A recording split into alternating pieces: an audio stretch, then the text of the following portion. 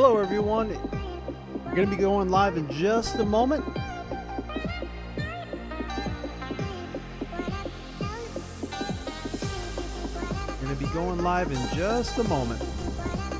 Thank you so much for everyone who's joining in.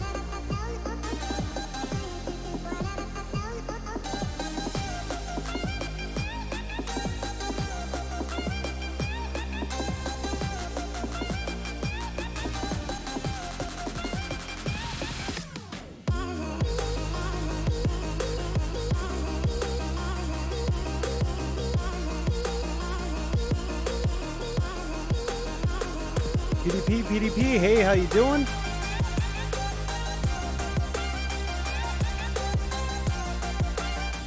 Welcome to RTA Motorsports.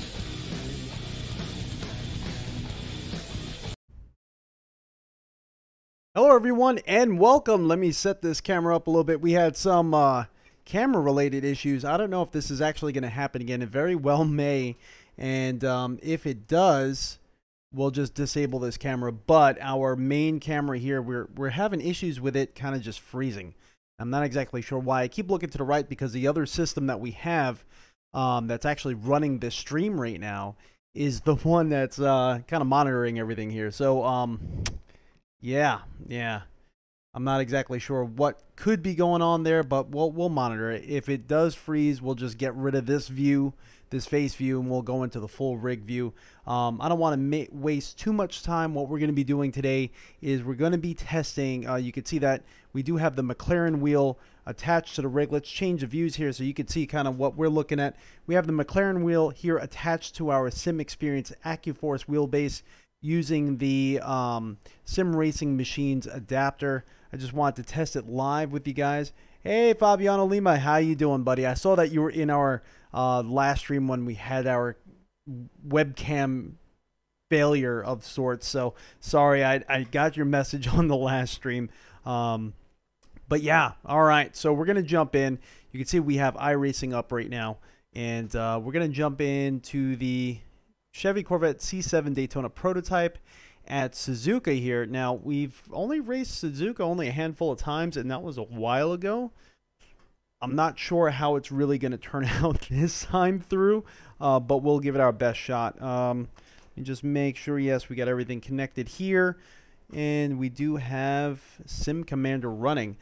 We did just update the drivers for our graphics card to the newest NVIDIA graphics drivers. So this FreeSync panel should be running the most recent graphics drivers. So we're going to be kind of testing that at the same time too, to see what our performance looks like as far as FreeSync or adaptive sync goes with the newest drivers, because we were having instability issues as well as crashes last time with the last drivers.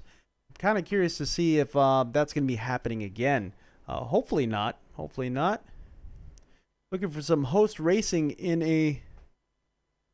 Oh, okay, that's cool. Are you going to be in Iracing? Is that where your host race is going to be happening?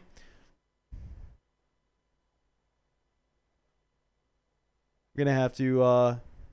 oh, no, we just kind of knocked it back over to windowed. We're going to have to exit and kind of go back in. I do not like racing in windowed, and I don't like how easy it is to kind of knock iRacing out of windowed mode. It's a little bit annoying in that sense. Let's go back to boom. We might actually jump into Assetto Corsa Competizione too if this doesn't really turn out to be what I hoped it to be. If we do start having issues, or if just overall we kind of get bored here, might jump into some Assetto Corsa Competizione because it is mainly like a GT3 style title. Or, we could jump into anything else. Race from Racing Experience, Assetto Corsa, the first one. Whatever you guys want, we'll jump in and, we'll just have fun for a little while. We got a little while here to be able to race. It's been a while since I've been in the rig. I had this kind of installed on the wheel. I don't know if you guys have access to our community tab. We had this installed on our rig. Well, not installed on the rig, installed on the wheel for a long time now. It's been quite a while, and we just haven't really had a chance to be on the rig. after our monitor review, things have kind of been kind of crazy, in a good way. No bad things here, but you know, thank goodness nothing bad and terrible. But you know, just been busy, been adulting. Let's put it that way. All right, let's make sure that the sound settings are going to be going to the correct place. All right, so it looks like everything is good there. I'm going to disable voice chat because sometimes people get a little angry. And yeah, so it does seem to be working there. So I do have it set up on the button box here off to the left for ignition. You can see the starter there. So we do have power now. Just hit Alt Enter to go back to full screen. Dan, you the man. Dan the man. You know what I want to see? Torture. Oh yeah. Love that monitor. Thank you so much, Stubby. I know, man. Fabiana is all about the torture. All about the torture. Let's see how much we remember of Suzuka. It's been kind of a while since we've been here, so want to just take it nice and easy. And again, we're testing not only the Sim Racing Machines adapter that also Dan has. Dan put out a full review on it. Might want to check out his channel for his video. I'm sure you all probably already have. But yeah, we've been kind of slacking on that. But not only are we testing that, but we are also kind of going back to the adaptive sync drivers. Now that there's a newer one since the last one we tried. Like I said, we were having all them instability issues. Wow, I don't remember much of this course, to be honest with you. Would like to go in an open practice with people. Oh, I do remember this. So I raced this last time in the Porsche RSR, 911 RSR, and I remember that's where I lost it, back in that right-hander back there, leading up to that sharp left-hander. Car just gets light, you end up losing it. This is kind of like a double apex. I'm kind of remembering it a little bit.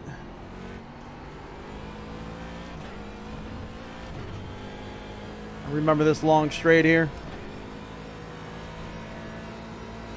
So far we're capping out at 144 frames per second. It's a 144 monitor, so I kind of have it set up around there, so that way we're not just trying to push 200 frames per second all the time.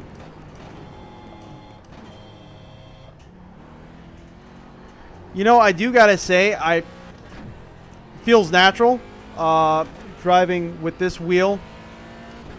Again, now that we're back with this wheel, I've always loved this wheel, especially with gloves, because that rubber grip does make my hands kind of sweat a lot. But I am very happy to be reunited with this wheel again on this beautiful wheelbase. The only thing I don't like with this so far is it does bring it, and Dan covered this already, but it brings it closer to you. And my rig especially, it's a little bit harder to set a wheel further away from yourself and still maintain the correct angle. I mean, it's possible. You can move it that much further away, but trying to find a happy spot, we just ruined that. But to try to find the happy medium for this wheel and the Pro wheel, you're kind of feeling like you're a little bit cramped.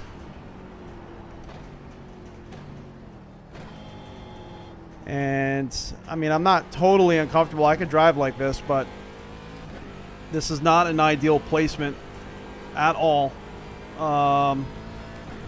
It's doable. I think I just need to work on the placement of the wheelbase a little bit more. I was not really expecting it to feel like it's really coming out this far. We're using the, was it the B&G style quick release that comes on the AccuForce Pro. We ordered it from Sim Experience, but you could get them anywhere. All the buttons seem to be working just fine. The display is working. I don't know if you could actually see that from the top-down view. We are getting the display of our gears that we're in, just like usual.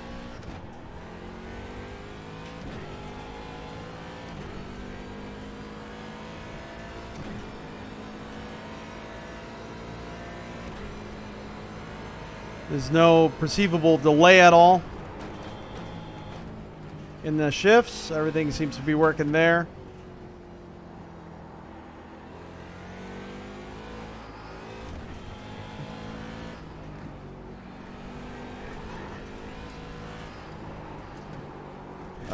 In the grass. Overcooked it. Getting a little too confident. Yeah, I really like it. I do think I got to maybe lower the wheelbase or lower the angle a little bit. I do got it kind of set up a little bit high. But,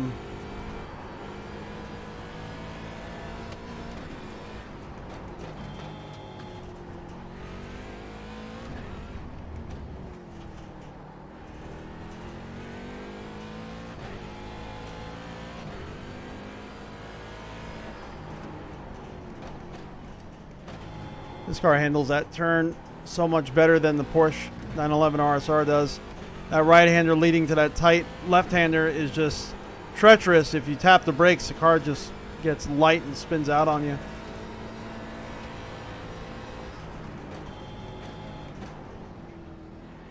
All right, I think soon we're going to start maybe going into an open practice session with other drivers and getting a better feel for the track. But overall, I'm really digging it. We didn't set up the dash display. I'll do that before we actually jump into the next session. Forgot to open up. There's so many programs now. Once you have all this stuff on your rig, there's so much to remember to open. What I really can do is and I really do recommend it, not only for streaming, but just for creating like, oh man, I can't even think of the name of it, but just create shortcuts that are easily reachable is this Elgato Stream Deck. I actually have it to, if I push a button on it, it will start my rig. Start the software and start the calibrations. There's actually two pieces of software that's set to start at the same time. You could do that with everything. You could set like an auto start and basically, yep, in the dirt again. You could set it to basically start all your software and open up Iracing if you wanted to. I just gotta stop being lazy and actually set that up. All right, so let's stop here and I think let's go into an open practice session.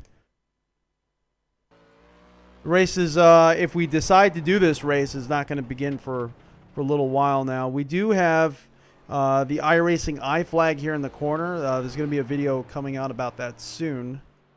Definitely stay tuned for that. Hopefully the audio levels are decent. Let's see here.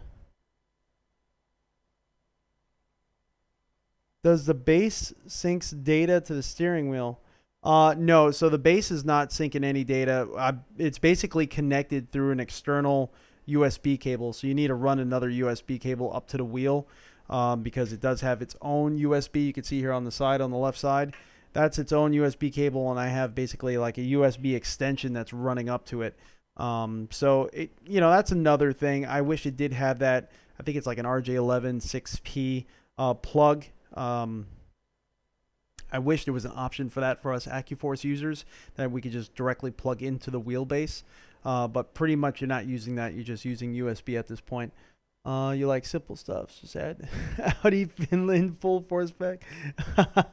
Fabiano, I know. I'm sorry. We're going to do that. Is force feedback louder if your wheel is attached to something that isn't sturdy enough for the wheel. Are you talking about like if your wheelbase is creaking? I would imagine so. Searching for a new rig. That's why you're asking, by the way. Yeah. So these wheelbases, once you start getting up to this level, will shake or bend inferior rigs if you're not careful. So you definitely want to make sure you have a sturdy rig, especially if you're going something with like direct drive. Besides the fact that these wheelbases are just heavy. They are really heavy pieces of machinery. But yeah. They'll shake and make audible noise, I would imagine. All right, so let's see if this connects here. Yep, dash meter connection, okay. All right, so let's see if there's any sessions that are currently going on that people are in.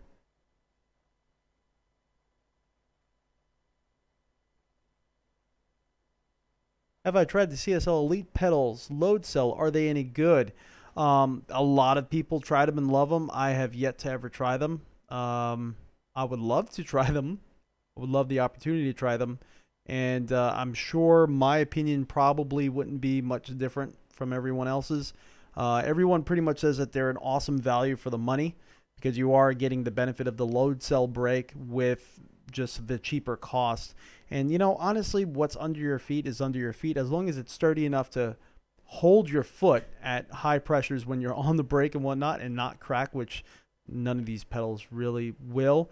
And it works, right? So, yeah, I mean, these pedals here, I absolutely love them. I don't think I would trade them for the CSL Elite because I just love these pedals as a visual thing. But as far as usability and everything like that, I don't think these pedals are going to make you any faster than the CSL Elites with the load cell. I think anyone could pretty much pull the same lap times. One may argue about the clutch having that cam mechanism to make it feel like a pressure plate with a clutch.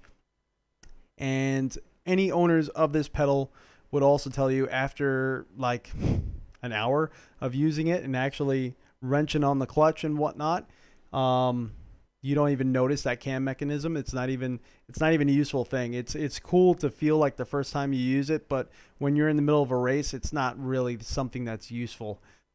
So it's just to bring about immersion, and it's something that you don't really particularly notice too much. So I think they're probably the best value if you want something load cell besides maybe doing like a DIY mod on a Thrustmaster.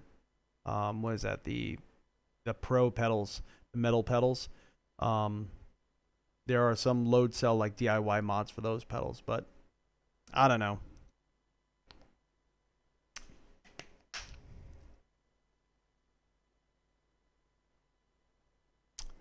Dan DiMaggio, sounds like you're all in on this this GT3 life with this GT3 wheel. Hopefully the audio levels sound good. Definitely let me know if like the cars need to come up in volume or if, you know, if I'm not high enough. There we go. So now we got all the dash displays going.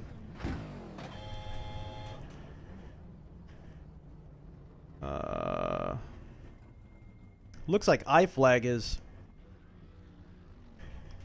having some issues here. Let's see if we could figure out what is going on there. And that's another thing that I've noticed with iFlag. Sometimes you have to go in and just reinitialize it, and then it seems to work just fine. But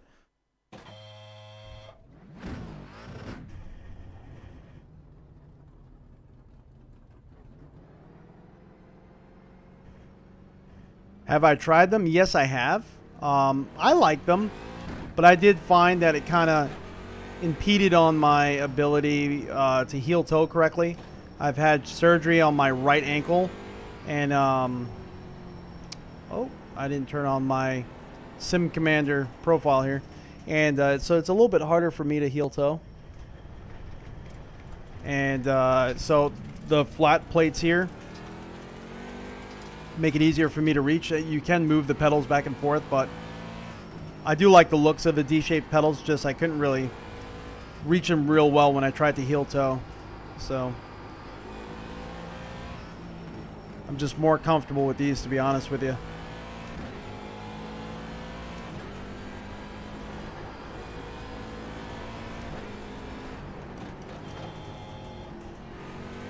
I'm definitely way over braking that corner.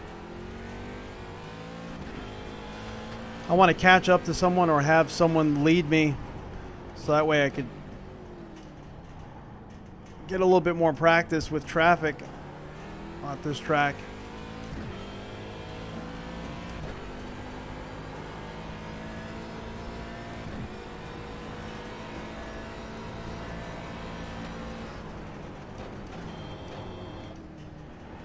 I don't know why I'm deciding to slow down as much as I am there.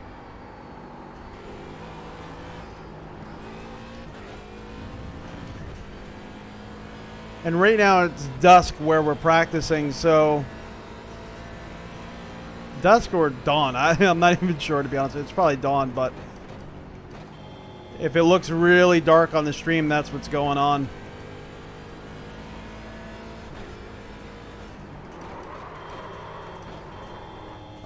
Didn't pay attention to the brake point on that one.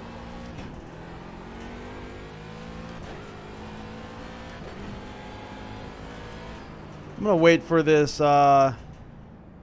number 39 to catch up. He's about 30 seconds behind. Kind of want to follow somebody. My monitor above or behind my wheelbase? It's actually just a tad behind it. If I brake hard enough, and depending on the car, and the rig actually tilts forward, my wheelbase goes underneath the wheel. So pretty much I can't even fit a finger. Hopefully you can see that. I can't even fit a finger in between there. So it's a hair above, but it's as close as I could get it. Actually, some of this stand is actually floating off the desk. It's really sketchy.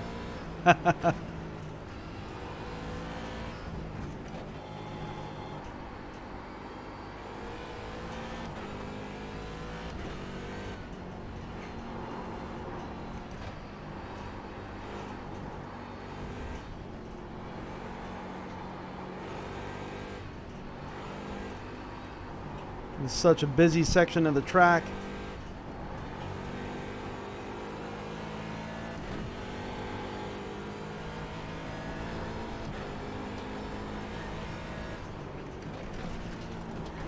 Up.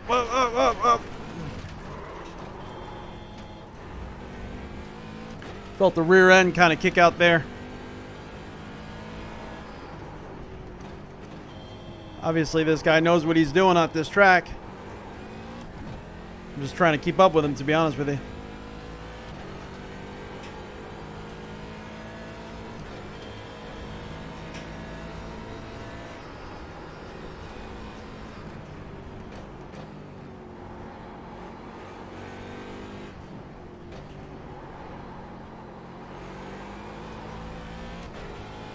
There we go.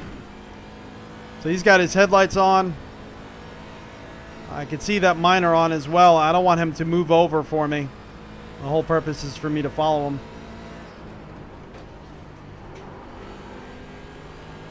So I'm going to give him a little bit of distance so that way he doesn't feel pressured to try to let me by.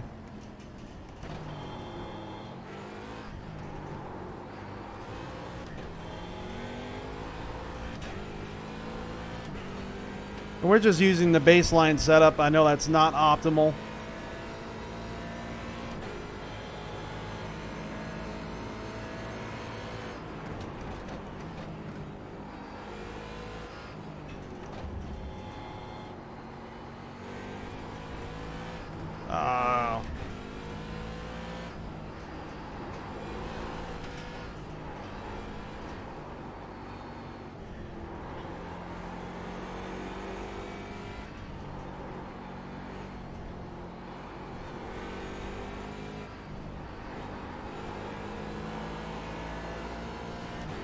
There we go.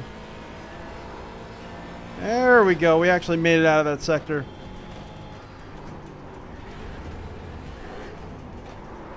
Yep, we lost it. I overflung it there. You're going the wrong way. Yep, we're gonna go back to the pits. Oh, more and more people.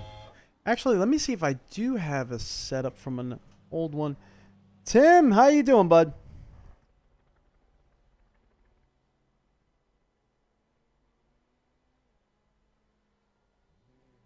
Are you so Dan, what monitor are you using right now?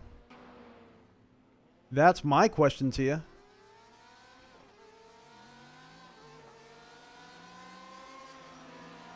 Let's see. What did I want to do? Oh yeah. Let's see what setups we have.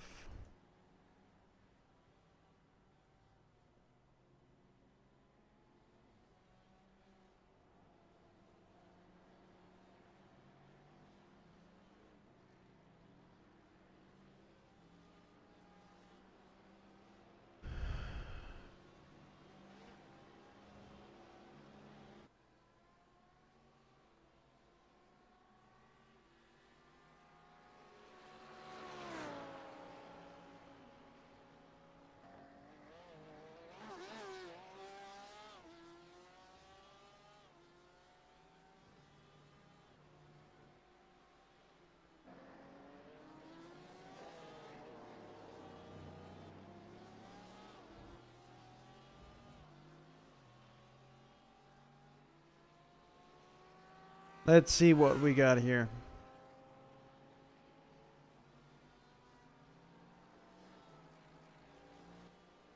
All right, let's see how this one feels.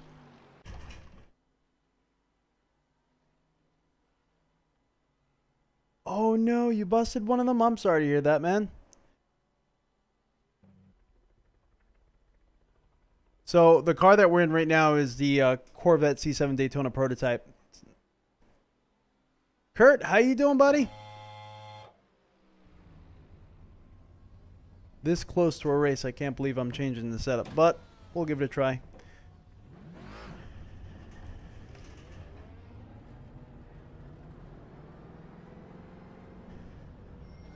Oh man, I might get black flagged.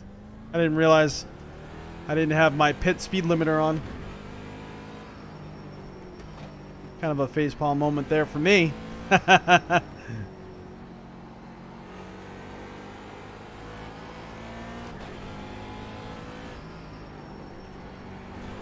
And if I'm not completely talkative, you gotta excuse me, I've been awake for near 20-something hours, so not really an excuse, but you gotta try to get your sim moments when you can. I've been jonesing to get back on the rig for a little while now.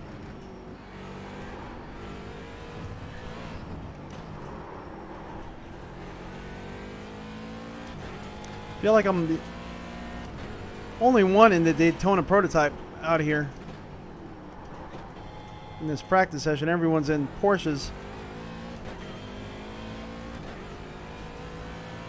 which is cool and all. I do love driving that car, but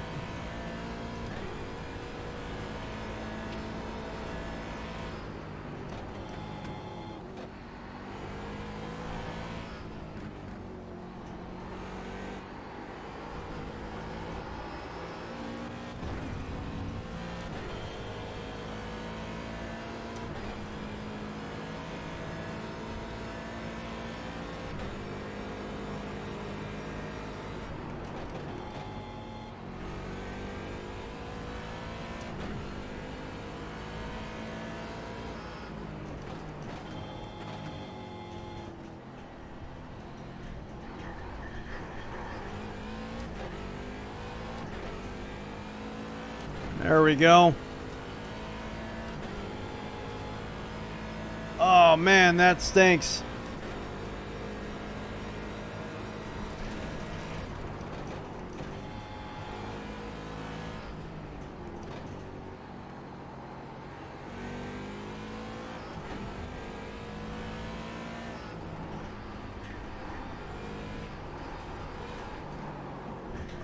We didn't quite make that turn.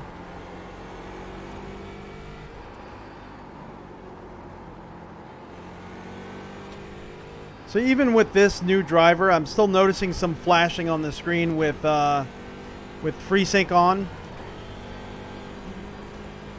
But it's a lot less pronounced than it was.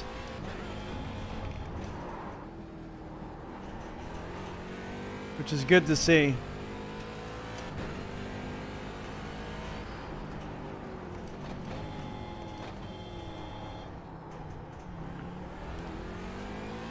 How many of you guys are following the Radeon 7 launch that just happened today? I've been following that thing like a hawk, and I do gotta say I'm a little bit, I don't know, a little let down. I mean, I know it was supposed to compete with the 2080, but the driver issues and all that. And I'm also a little bit let down because, you know, I kind of want to buy something that's for a decent price as an upgrade, because I feel like, you know, being that we have a 1080 Ti that's easily overclockable, it's like, you know, there's like nowhere for us to go besides the 2080 Ti. And I don't want to spend $1,200 for a GPU, but I was really hoping that the launch would have been better from the AMD community. Seeing all the driver issues a lot of these reviewers are having is a little bit disheartening. I was actually going to try to pick one up. I don't even know if they even have one in stock by me, but I was going to try. But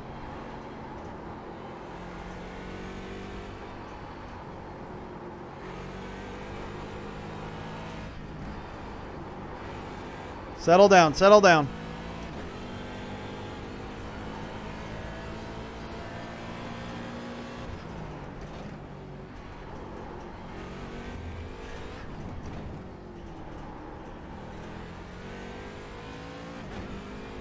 Skip the 2000 series.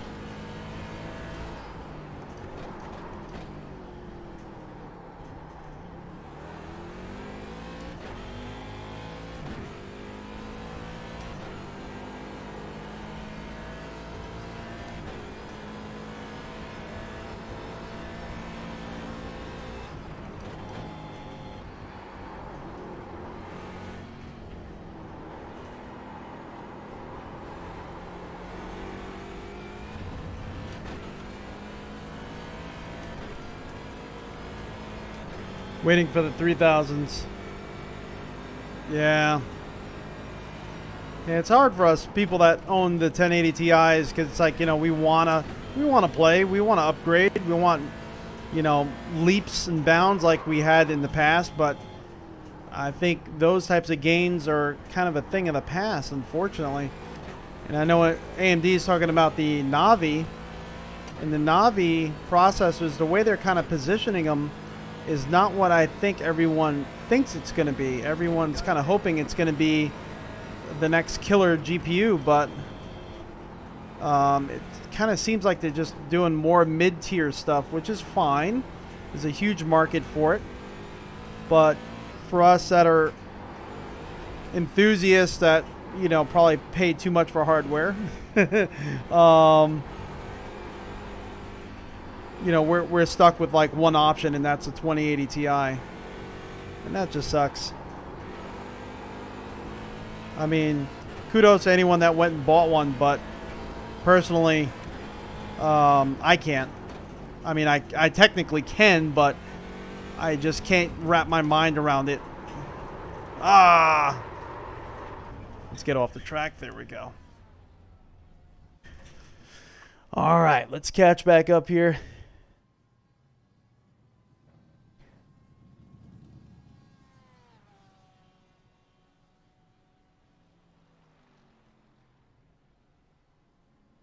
Yeah, waiting for the 3000s. That's when it'll be worth from the jump from the 1080. Yeah.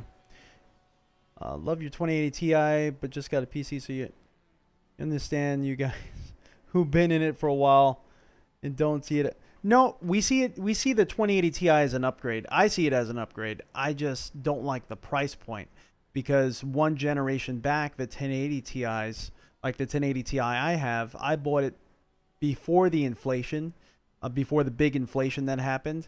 And when I bought it for, I think it was like $600. It was $599 on Mass Drop. And so it's hard for me to grasp that in one generation, the Ti series, the 80 Ti series, has jumped so high in price. So for me, it's a principle thing.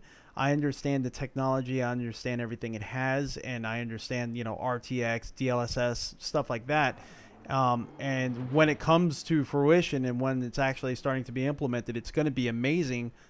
But it's a little bit disheartening when I've paid so much and then the next series is more than double the price, when it was never like that before. In one hand, I'm very happy that they're pushing ray tracing because I think it's an important technology that needs to come out. You know, it's kind of like the next step of graphical quality. But on the other hand, I don't agree with more than doubling the price, because now it's become the standard. Like AMD has released this GPU that's supposed to compete with the 2080, and now they're charging $699. Like that's the new standard level of what we have to be charged. You know, it is what it is, and there's nothing we can do about it. But that's just, you know, that's my mind. It's hard for me to grasp that that's what I need to pay now, and I'm on the refusal committee committee that I just don't want to pay that. So I want more performance, but I don't want to pay quite that much, pretty much.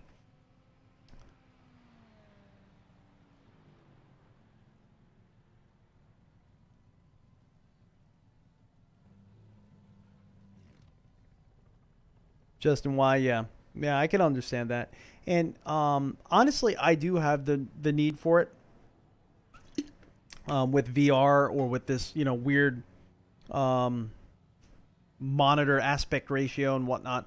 We need to push as many frames as we can, and quite frankly, we're YouTuber here, although a very small one, but we do produce content, and it would be nicer to have more horsepower. It's always nicer to have more horsepower. That's why we got the Ryzen 720-700X. You know, and I plan on going with the 3000 series CPU because I'm looking for that horsepower. But, you know,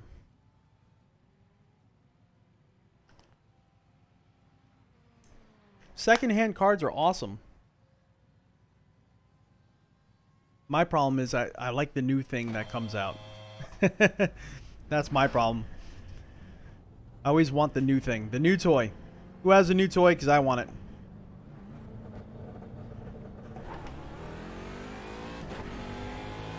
But you got to pay to play.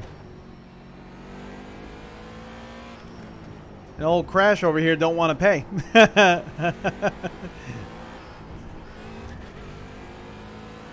Oh man, it's getting dark. Look at this. It's nighttime already. Sun's already setting. And speaking of the sun setting, I want to try that Soul mod on the Assetto Corsa. I really need to get to installing that darn thing. The installation process looks so crazy though. And with my limited time, I mean, let's put it this way. I'm up for near 20 hours right now. I haven't slept yet. And that's the type of sacrifice I need to make in order to get on my rig because of time constraints in my life. And just, you know, things going on and stuff like that. But that's what I do. So that's, you know, having free time to sit down and install that mod. It looked like there was a lot of steps. I don't even have a Assetto Corsa content manager yet, so I would have to figure out how to install that and the ins and outs of that. So I just need to research more. We're gonna get the Soul mod, but because it looks gorgeous, but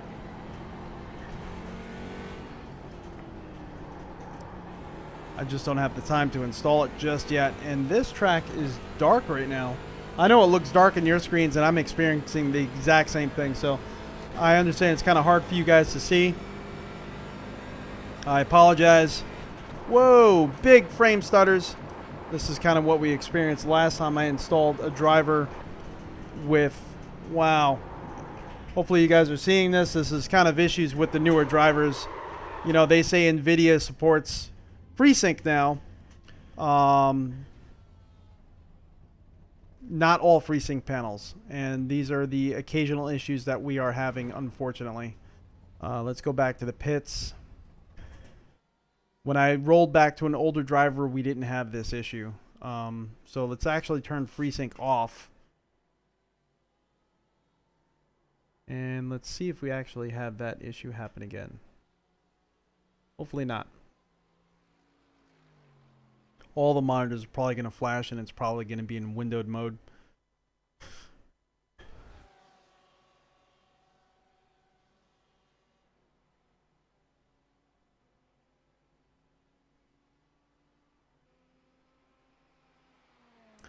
So let's try that Alt-Enter, right? There we go. Up. Worked for a second. There we go. Perfect. Thank you so much, Dan. How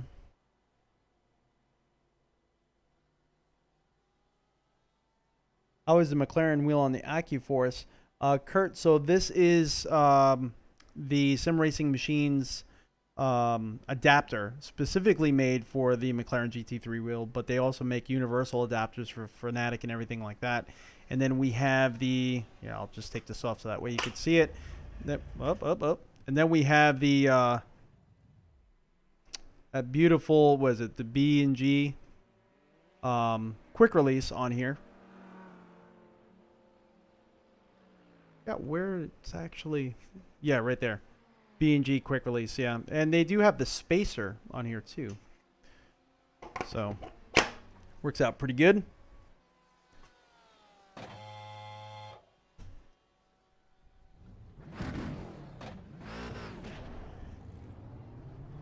I really need to make better use of my, we're going to get black flagged. Without a doubt, I was speeding for a while. No? Guess not. Kind of want to, so that way you guys can see the I flag working. Oh, I thought, I just held up traffic. Wow, the track is like pitch black right now.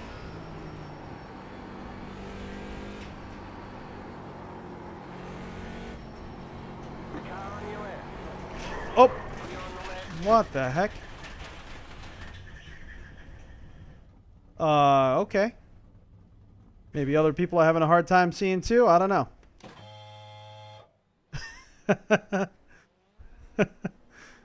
Well, I don't know what the heck that was all about. What's your wheel range? Mine's set to 900. Probably with this car should have it set to 540, to be honest with you. But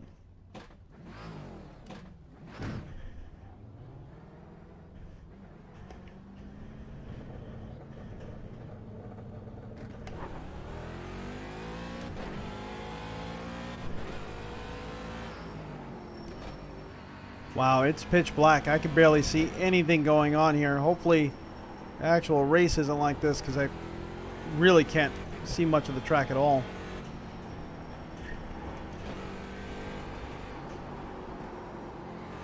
There doesn't seem to be any lights on the sides of the track, which is interesting, because I do see where the light poles are. There's no lights on.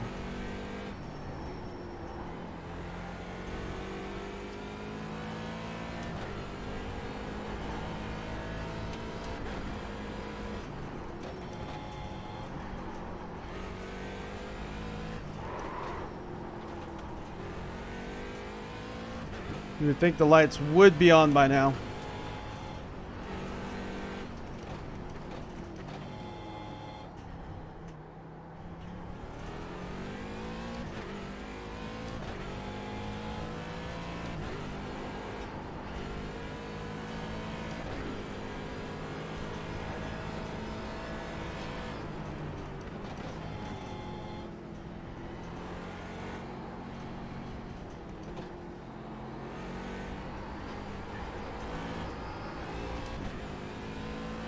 I do like the day to night transitions though. It's really, really sweet looking.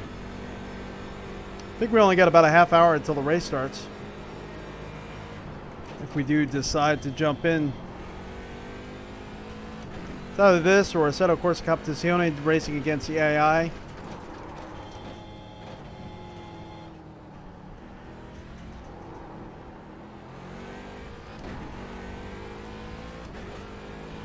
Kind of would like to do an Iracing race though.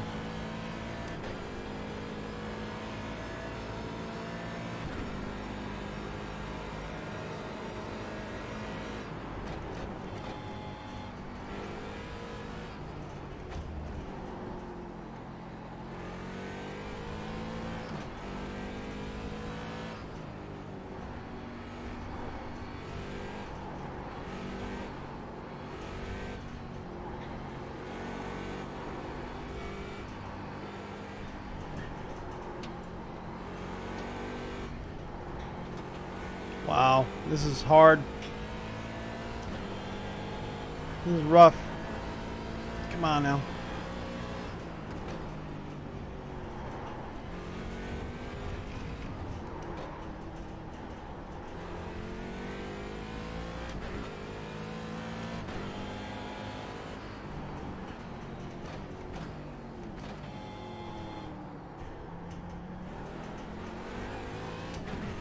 The state I have the monitor in is for the best black levels, and unfortunately that's kind of biting me in the butt right now. I could put it in first-person shooter mode. That it actually brightens up the black levels a bit.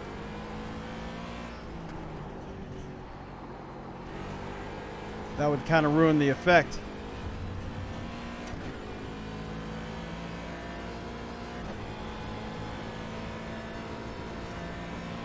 That soul mod does look beautiful, doesn't it?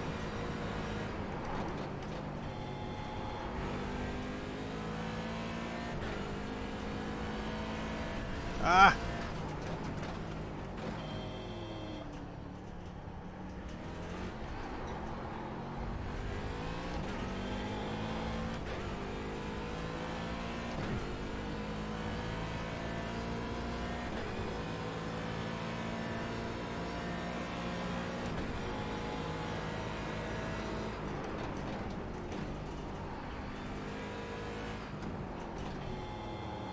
Well, we should be able to join the session, so let's actually get off the track and get registered. I think we're going to do the race.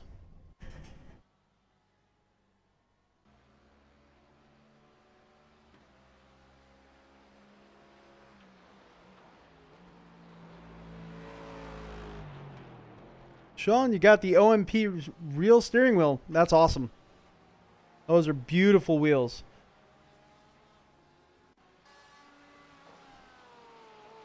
So there is actually some mods for, Justin, this is to you, for Assetto Corsa to mod the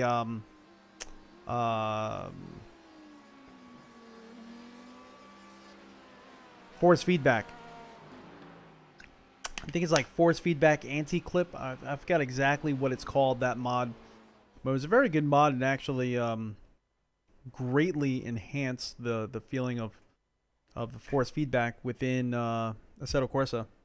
I really enjoyed that mod when we used to use it. Now we had to reinstall Windows on this PC, and I lost all those mods and everything. So that will have to be reinstalled if we do the Soul mod, which I think I will. How sturdy is that wheel rim with all that direct drive torque running through it?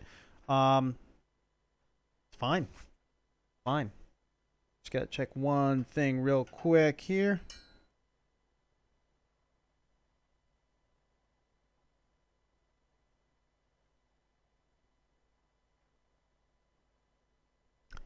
Let's get going on this session.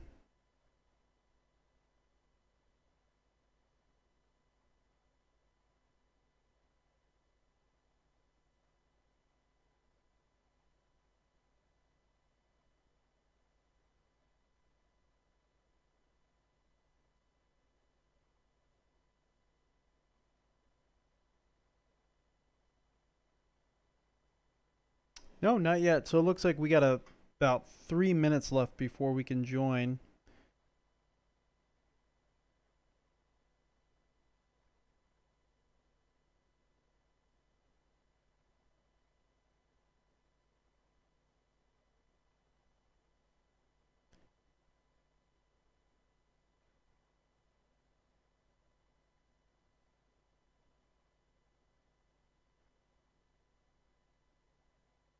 There we go. Okay.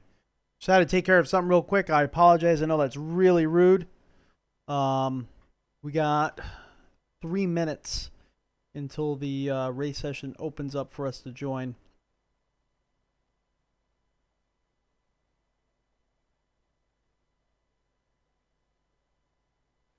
So there are some retailers out there, David, that you can buy the the Odyssey Plus and get it imported in. I forgot what they were called, but there are some retailers that will do that for you, specifically for, you know, things that are here in America, and they just ship it out to you. But we do have the Odyssey here. We still have it here. We just have to set it up.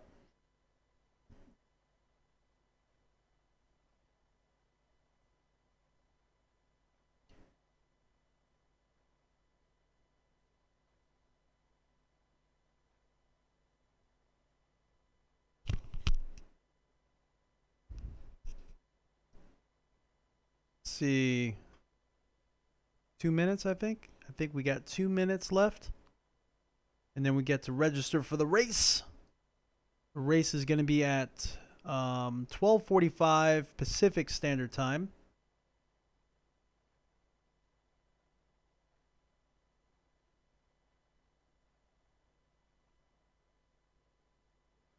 Is that me down there on the bottom right? What are you referring to?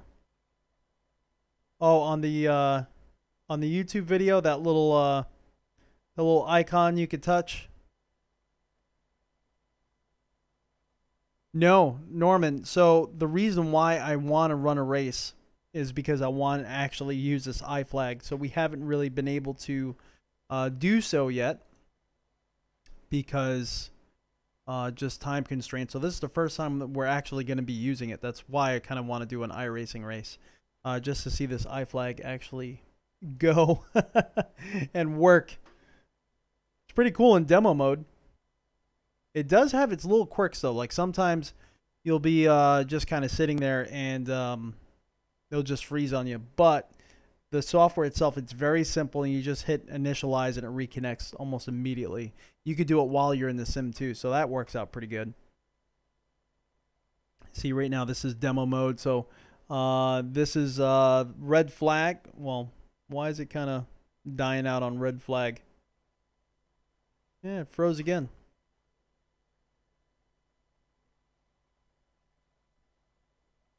Keeps disconnecting and reconnecting. I wonder if the USB cable is almost... Let's see. I have it actually plugged into the USB 3.0 header on our monitor, so that might be causing an issue there, but we'll see.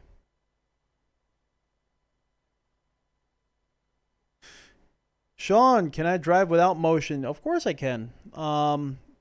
Yeah, it's nowhere near as immersive though. So if you drive with a transducer, like a butt kicker Gamer 2 or anything like that,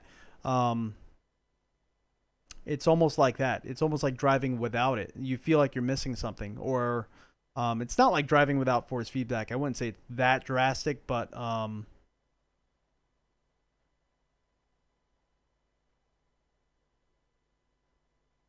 kind of like driving without much sound on.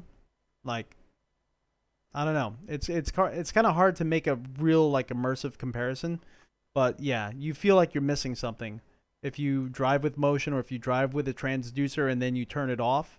You definitely feel like you're missing something. And yeah, so I could drive without it just fine, but it's nowhere near as much fun. Everything I'm doing here is just because I'm having fun, and we're just all hanging out. And I like hanging out with like-minded people while having fun, so. So yeah, I prefer to have the motion on. I'm kind of used to it to a point where it's not really... I'm not really faster with or without it. There's a lot of room that needs to be... Well, I have a lot of room to grow lap time wise, and especially like, you know, practice on certain tracks, i.e. this one. So yeah, I haven't really hit a threshold where it's like oh, I get 7/10 if I drive with it or without it or anything like that. So for me, it doesn't make much of a difference. But I know the hardcore sim racers out there, the guys that are in the elite level, a lot of them are using DFGT wheels. So who am I to say? Oh, we dropped the mic. Mic down.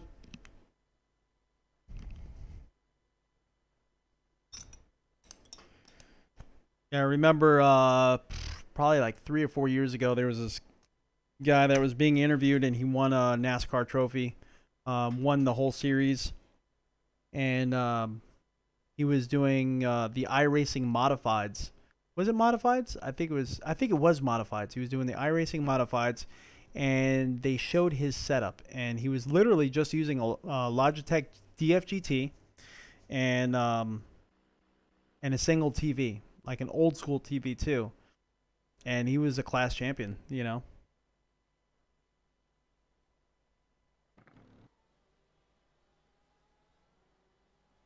You have a jet seat and won't drive without it now. You know, I've never heard of jet seat. So this is going to be the practice session before the race. Let's see, what time is it? It is, looks like it's 5:10 p.m. at Suzuka right now, so we're going into the evening. I don't know when the race is going to be starting, what time of day, but I hope the track lights turn on, because the track lights weren't turning on in the last session, and it was really hard to see what the heck was going on. I didn't like that very much. And you could see that there's light posts up, you know, 4 lights, but they weren't turning on.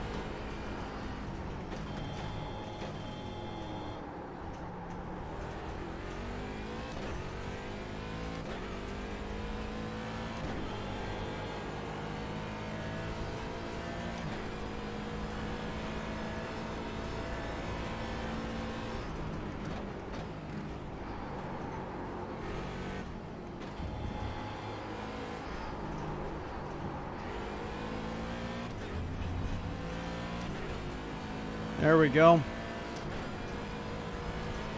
At least we're somewhat keeping it on the track, huh?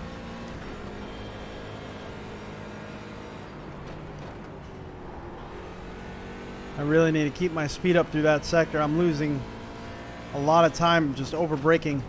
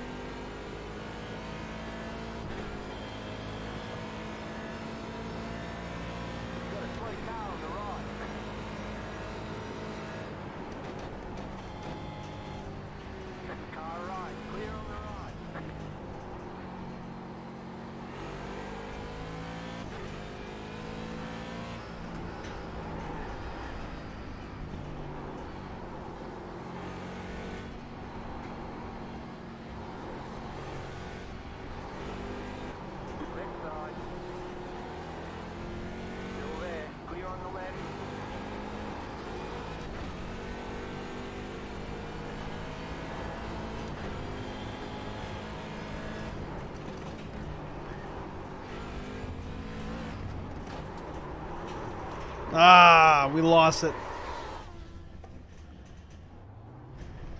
We lost it. You're going the wrong way. way. Yeah, see the black flag there. Green flag. We're starting to get some action from the... Glad you're reviewing it so you can know what you might be able to... What you might be getting yourself into. Yep, Norman. It has transducers in the seat cover. It's like butt kickers. Oh, so then you know exactly what I'm talking about. So that's how I feel about motion now. If I drive without the transducers or without the motion in this case, I kind of feel like I'm missing a layer of something. Yeah, well, let's see what happens this race. It looks pretty darn cool, and comparatively, it's pretty cheap for what you're getting. But, you know, it's... I don't know if it's necessarily a tool. It makes it easier to see what's going on. But so far, I've been having a little bit of bugs here and there.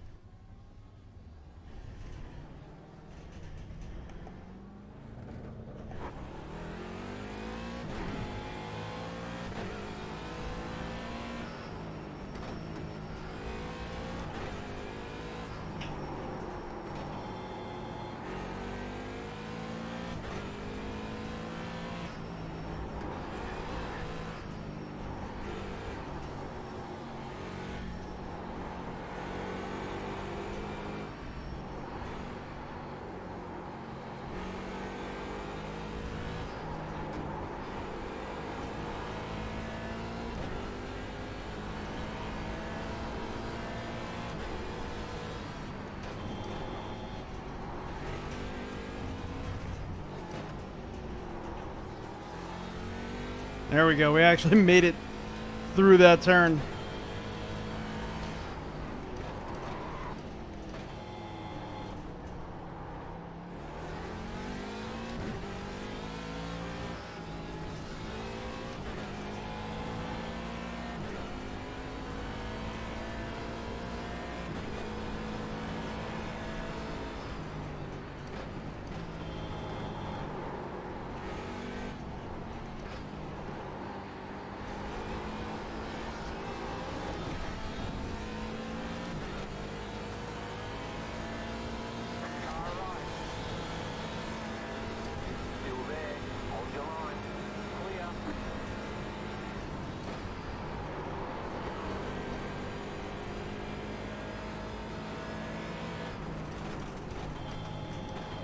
Ah, we didn't slow down enough.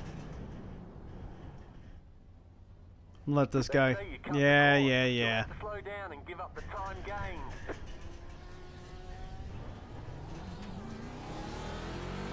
Good thing this is an open practice, huh?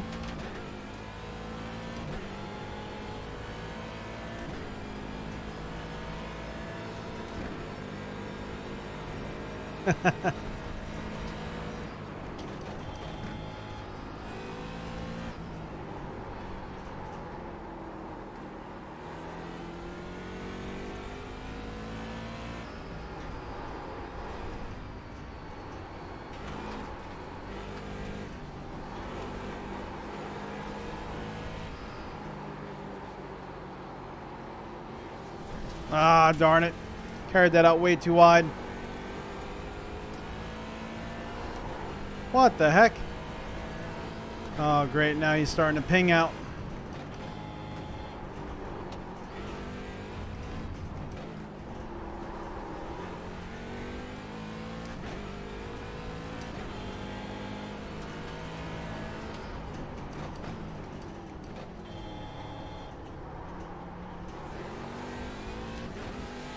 Whoa!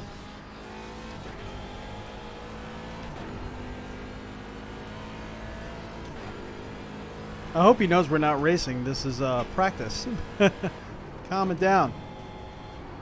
Calm it down.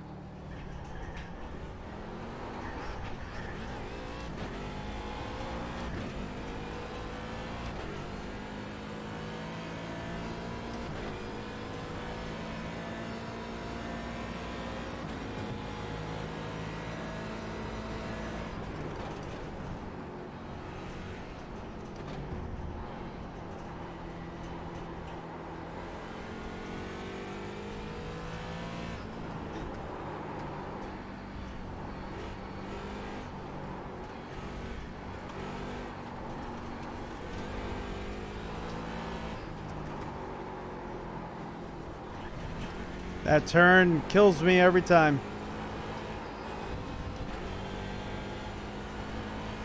Come on.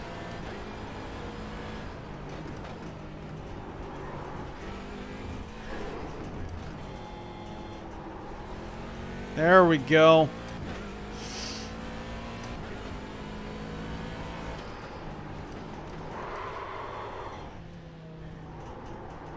How to lock them up.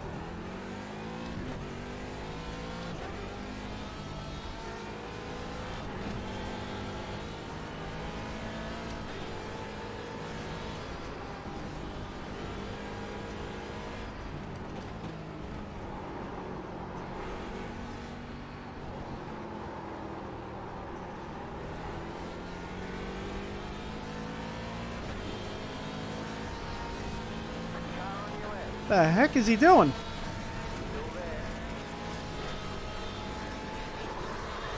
Really? Really?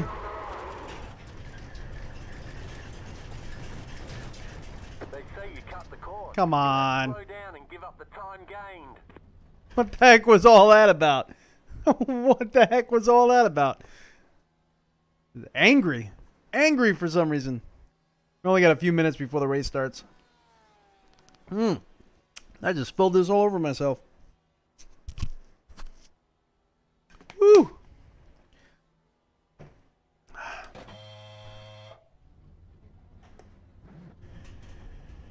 Wonder how many Daytona prototype circuits are going to be in this session.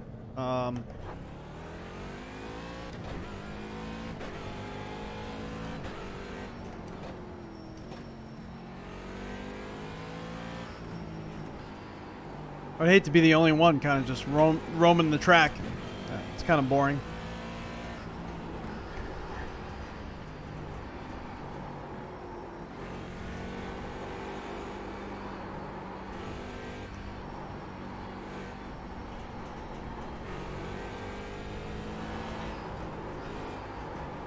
Ah, cold tires.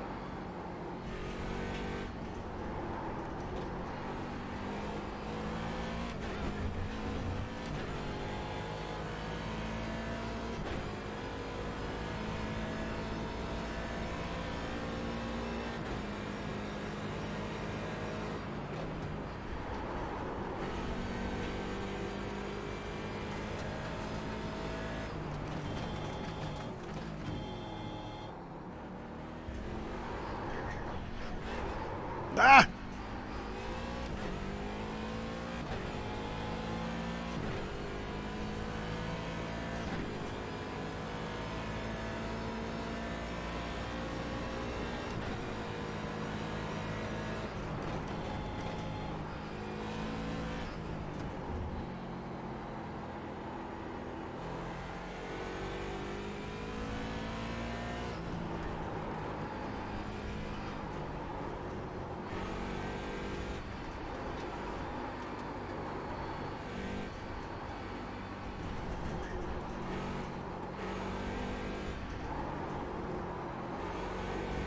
Overdriving like crazy. Come on, crash.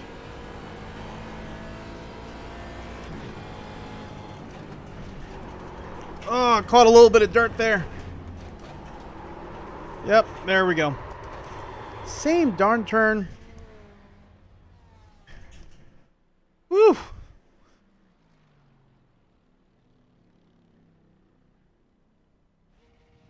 You know, do some rigging and remove the clutch off your V3. Come on now. Racing incident. Yeah, yeah. Did you see that guy? That guy that just passed us and just went on track. Did you see what he did to us before? My gosh. Hey, Paul Stoker, how you doing, buddy? We're going to be starting a race in about 10 minutes. 10 minutes is when this race is going to start. We're testing a few things out. So, yeah, it should be fun. Should be fun. How long is the delay? That's what I'm kind of wondering. How long the delay is from what I'm putting out there to chat. Wonder if it's a really long delay. Some sim racers or some YouTubers, you type anything in the chat and it almost seems to pop up almost immediately to them. They respond to it very quickly. Some other ones, it's like, you're right, and you just know that they're going to be on the next topic by the time they respond to you.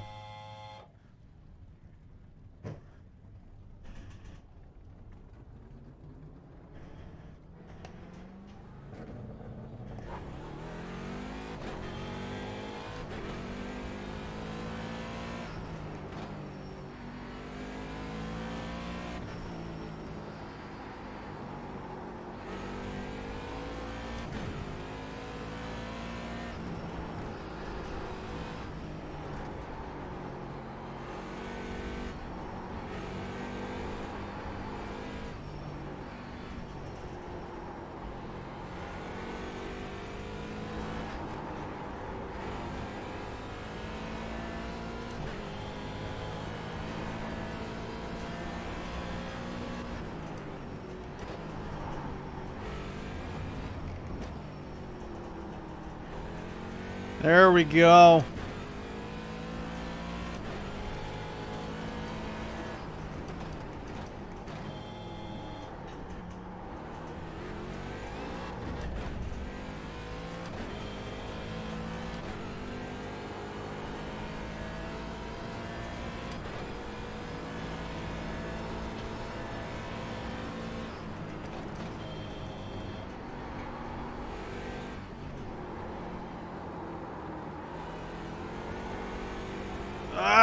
Staying. I wasn't half bad. A lot of people are writing sorry in the chat. That's a little worrisome. We're only in practice.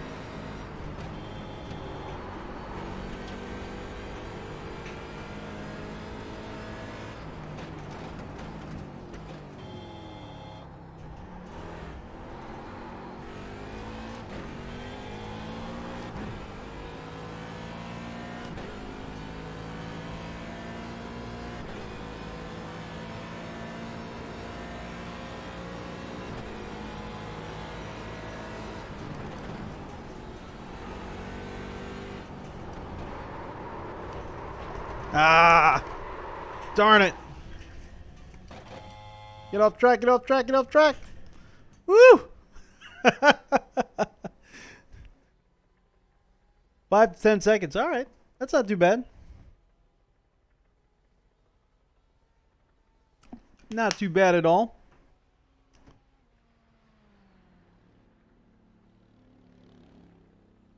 Looks a lot better close up. Awesome. That's the feel I'm going for here. That's the feel I'm going for. I wish you guys could see the button box off to the side here. It's that way right here. It's actually on the front of my PC that we have the button box. I actually can't turn any of the cameras. And well, I kind of can, I guess. No, I can't even reach it because I'm freaking seatbelted in. But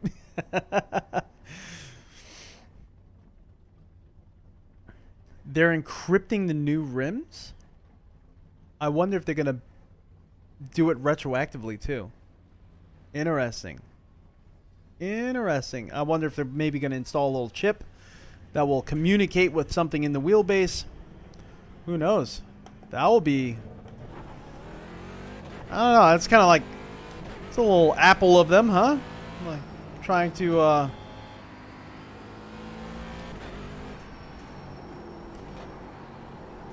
hold everyone into the ecosystem. Won't let you do what you want with your own product once you own it. I don't know. I don't really agree with that. Personally. I think that was covered on the Sim Pit morning newsreel that they do. I think I remember hearing about that.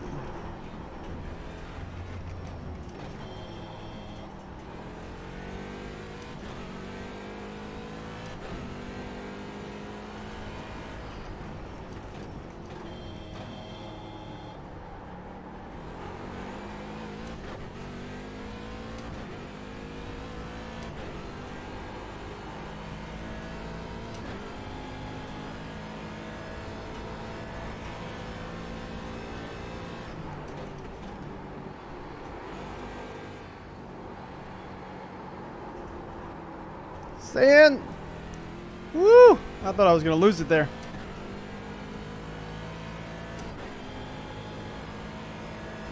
Let's see how fast we can actually take this turn. Oh, probably near full throttle, actually.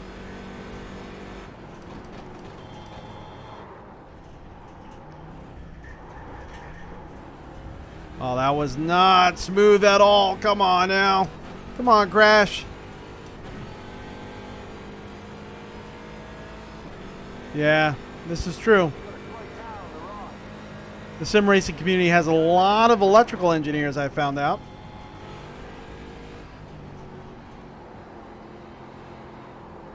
Someone will figure something out, without a doubt. PC gaming community always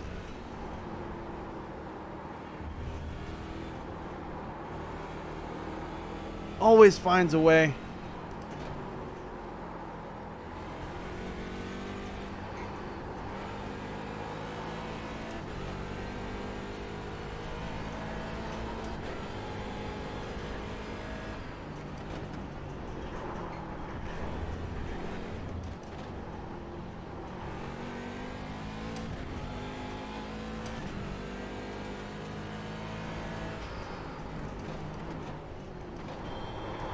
Ah, no.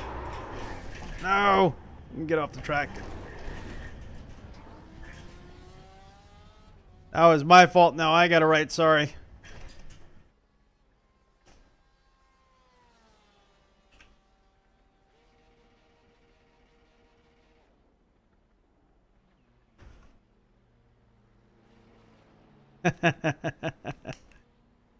Well, at least it's only a practice session, right? Really? You think that sim racing machines had to abandon the recent conversion attempt due to the difficulty? Wow. That's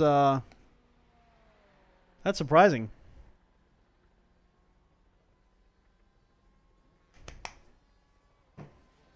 Well, looks like we're going to have to sit Dan in front of a computer, have him figure it out for us.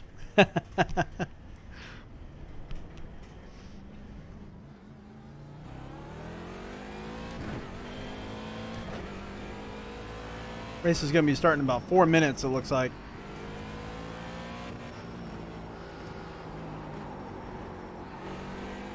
I can't say I feel 100% comfortable about it. One car ahead, go left.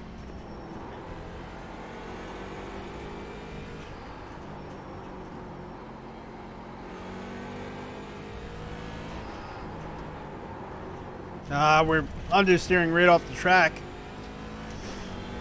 I don't know.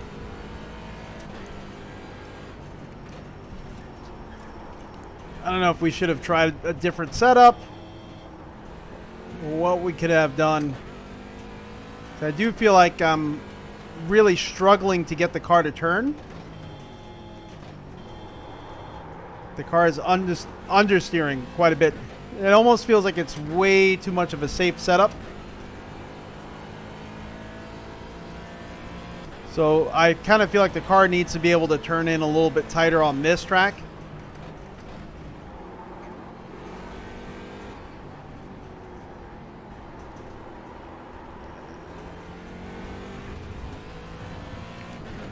And it also just very well may be my my lines are completely off. Go figure, right?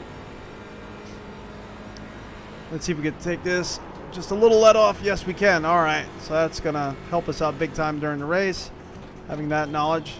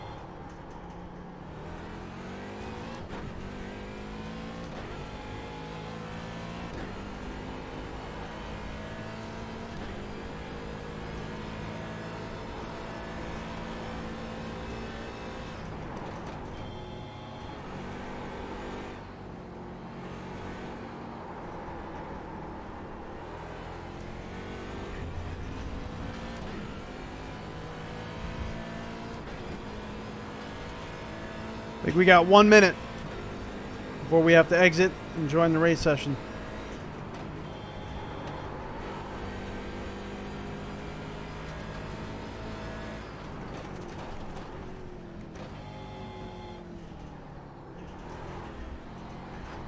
There we go. All right, let's just dive on the side here and exit.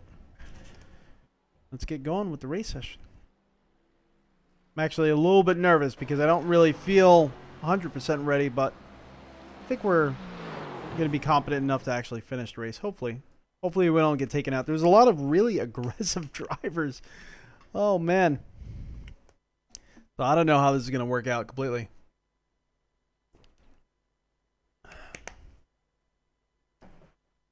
But we will find out. Let's change this dash display over. There we go.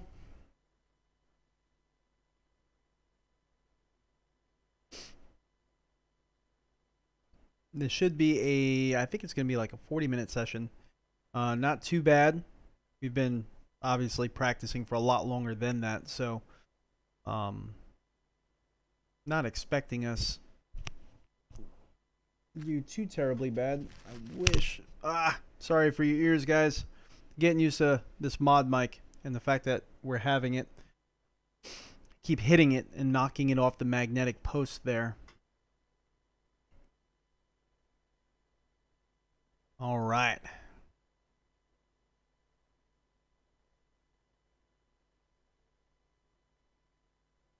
Kind of just noticed something. What the heck is that?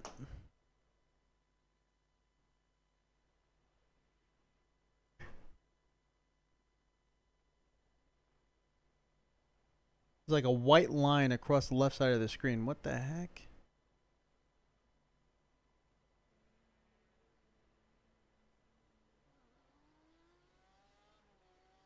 Oh, I see what that is. Let's move that out of the way. Sorry about that. Sorry about that little white stripe that's been there. I would have noticed that earlier. We would have got rid of it earlier. Alright, so we're going to be starting. It looks like it's 4:09 p.m. or 16:09, depending on what you use. Got a little bit of practice time left. Got a little bit of sunlight. Got to turn on the car would help, right?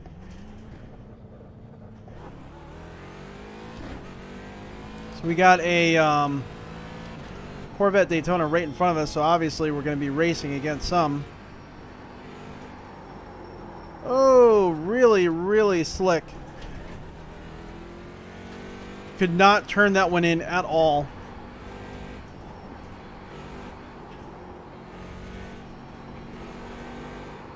Alright.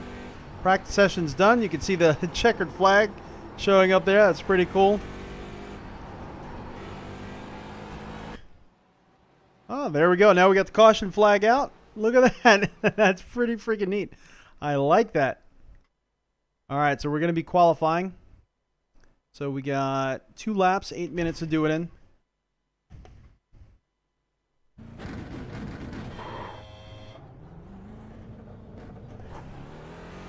We're going to have to get going pretty quick because I know this track is really big. So you got to do your parade lap, then you got to do the 2 follow-up laps after that. You need time to actually do it.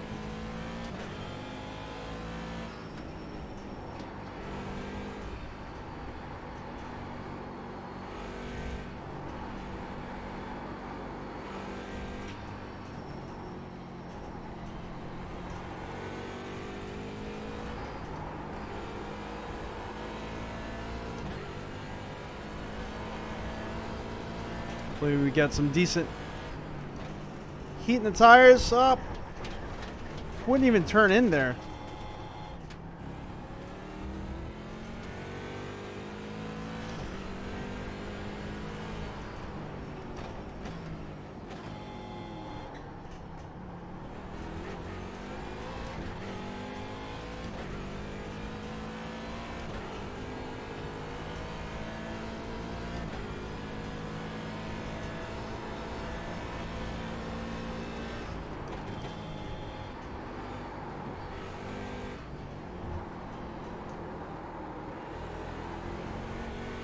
There we go.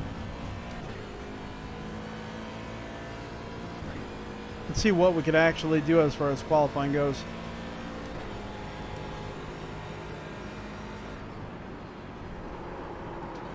I let off a lot there because I was just counting on it, understeering.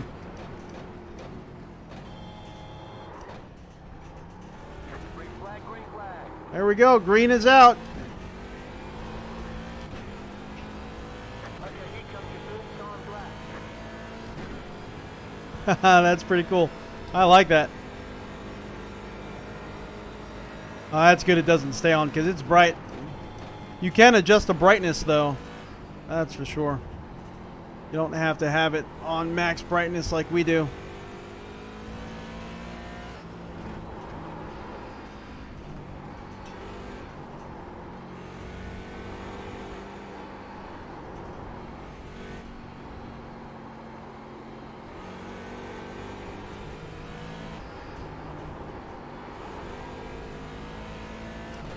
There we go. Come on. Come on. Let's put on a good lap. Ah, right off. Darn it. That's not going to count.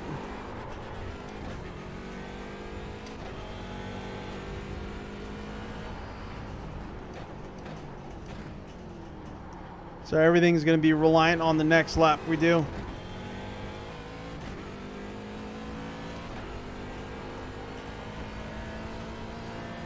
Should have been a little bit more cautious with this lap, but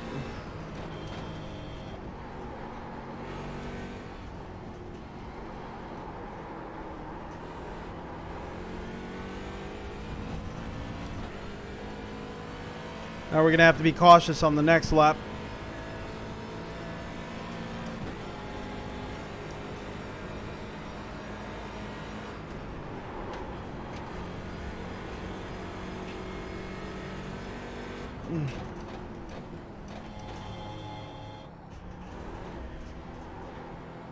White flag, white flag. You can see that as clear as day. That thing is pretty bright. Kind of has it's a white, but it's almost like a purplish white. You can tell there's definitely some limitations of the LED board as far as replicating all the colors really well. We over break that one. I want to make sure we actually get a lap time down.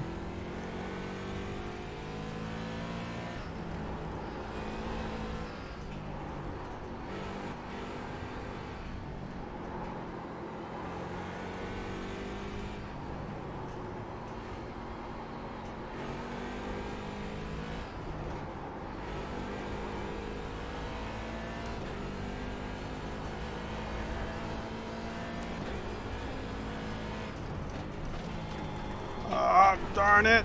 Oh, we got an off-track penalty again. Oh! Why? Why is that turn giving us such a hard time now?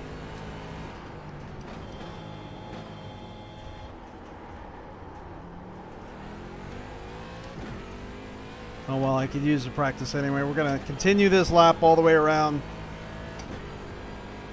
Darn it. We're not slowing down enough on the entrance of it.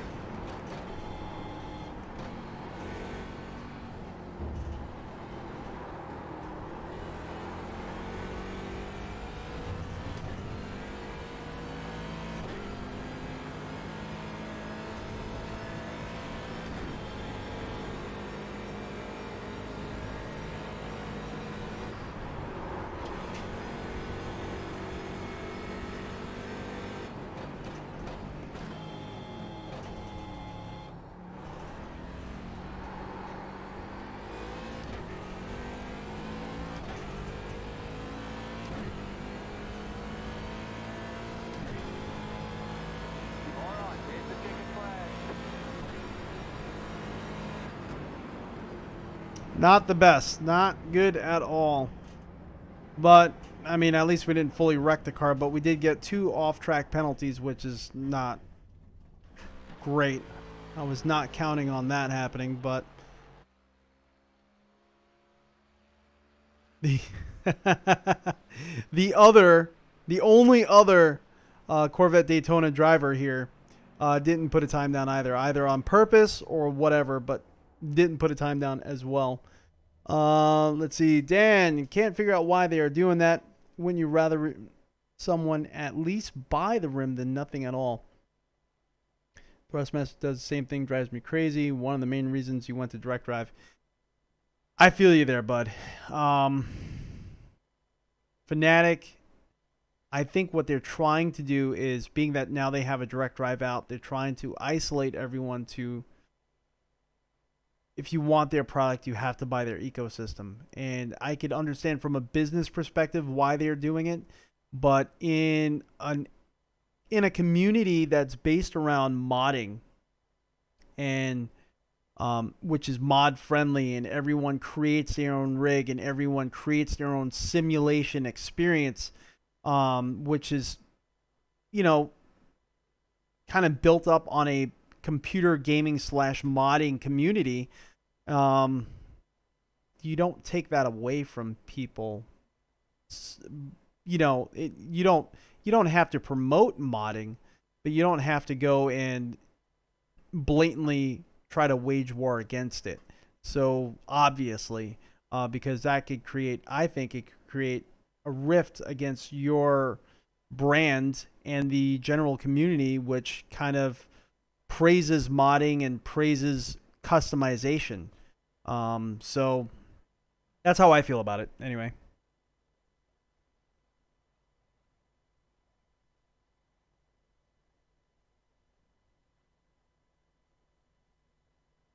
Yeah.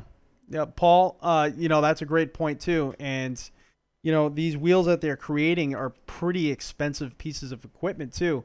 Their new F1 wheels are absolutely gorgeous pieces of equipment, but I could see where that would be a problem. But yeah, you know, if they're made to handle the DD1 and DD2, the OSW is not really going to be anything that's going to be foreign. It should be able to handle that. Now, if you take a Thrustmaster or even this McLaren GT3,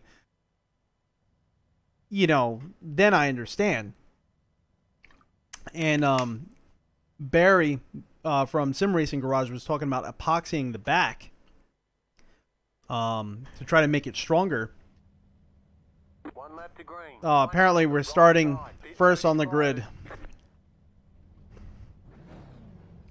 Oh, that's fun. The 2 people that didn't actually put lap times down on the qualifying are starting front of the grid. Oh man, there's a post on the Fanatec blog announcing their intentions. Oh, that's no good.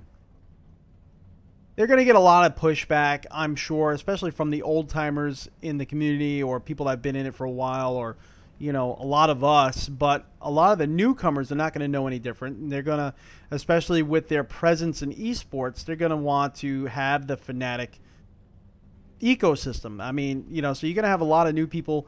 Here's the thing. Start light's ready, and you got the red light here.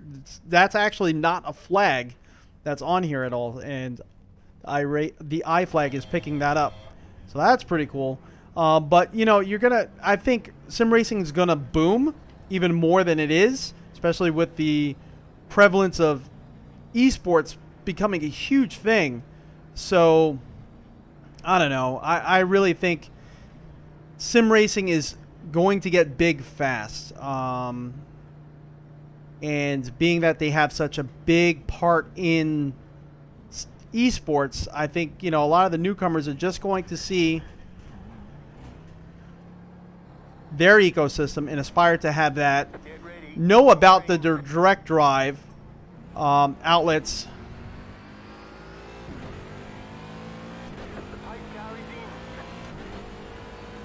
But not really think about that. Look at that green flag! Green flag, green flag!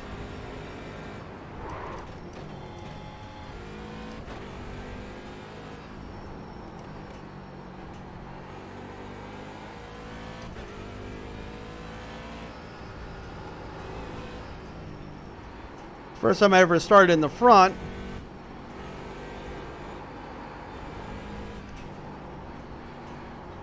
No pressure, right?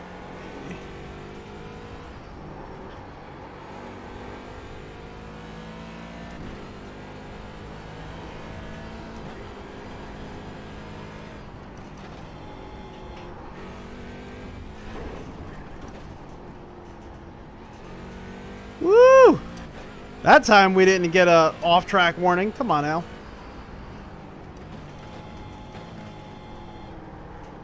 Green flag is still out. Beautiful, beautiful green flag.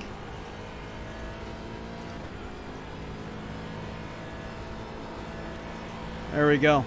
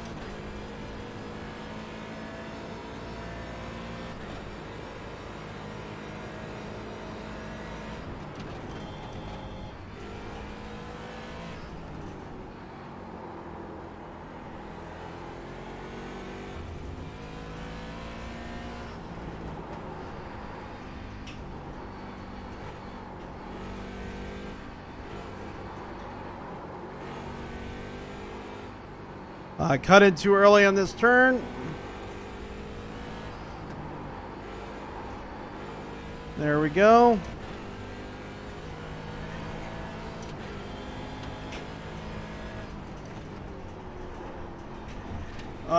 Way off.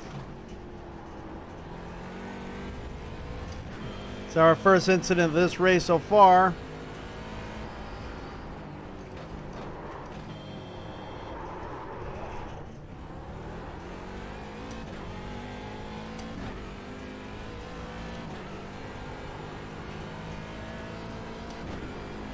We got some people disconnecting, so there was probably some incidences that happened towards the back of the pack.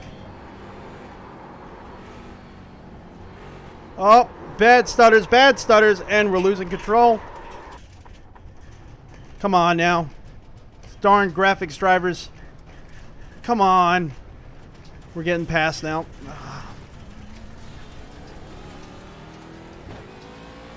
Ah. That's unfortunate. We were doing pretty darn well.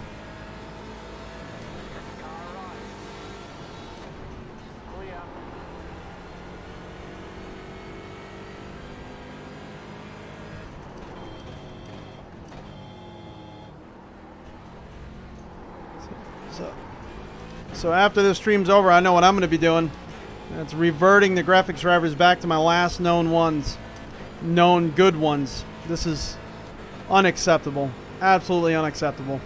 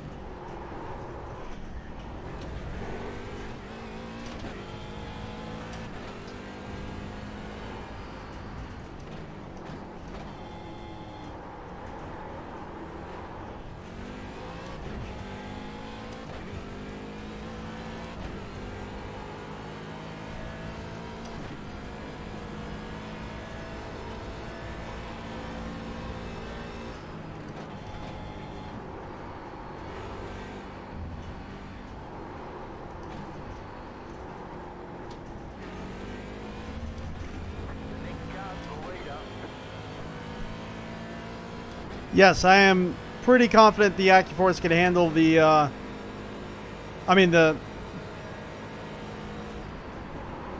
not really paying attention. I'm pretty confident that this wheel can handle this base just fine. Left side. Stay on the right. Clear.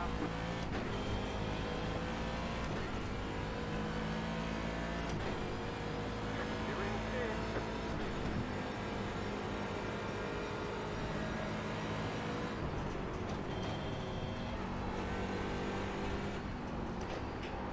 Oh my gosh. On the right. Clear on the right.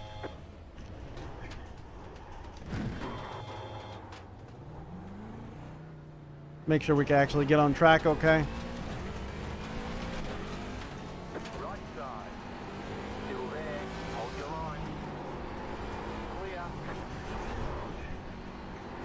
Left side. Keep to the right. Clear on the left.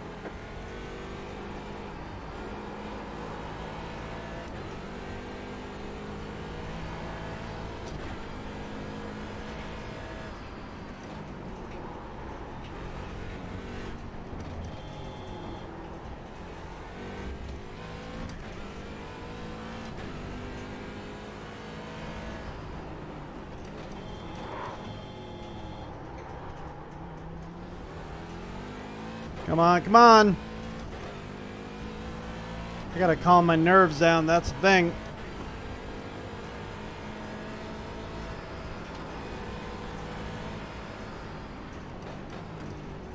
So worried about that graphical issue happening again. All right. Clear on the right.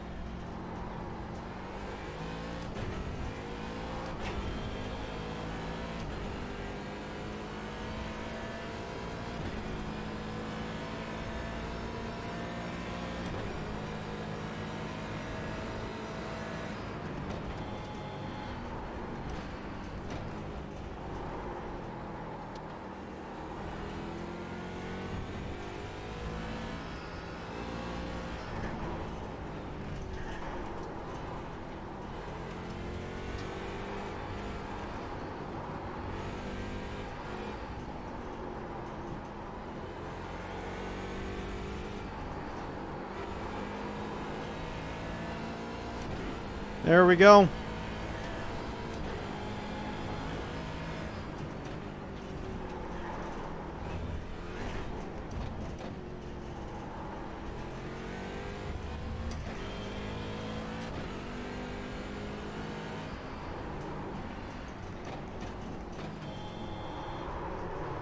Don't spin.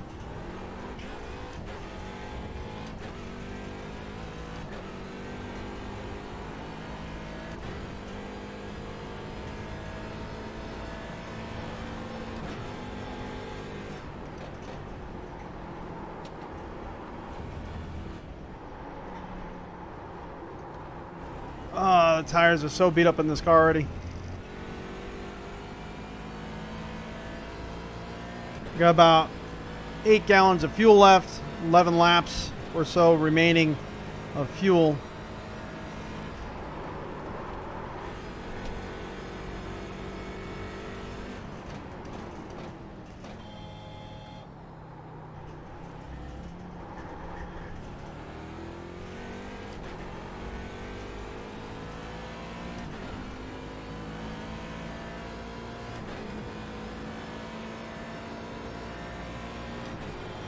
Yellow flag.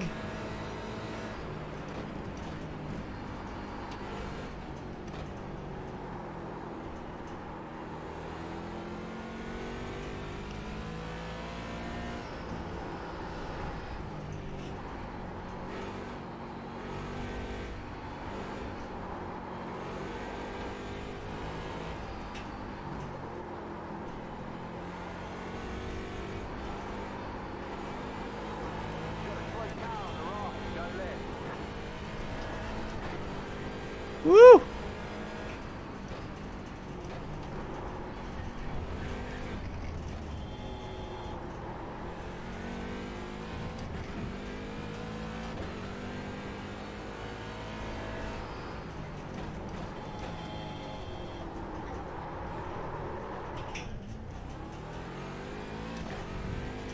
Can't come completely off throttle there.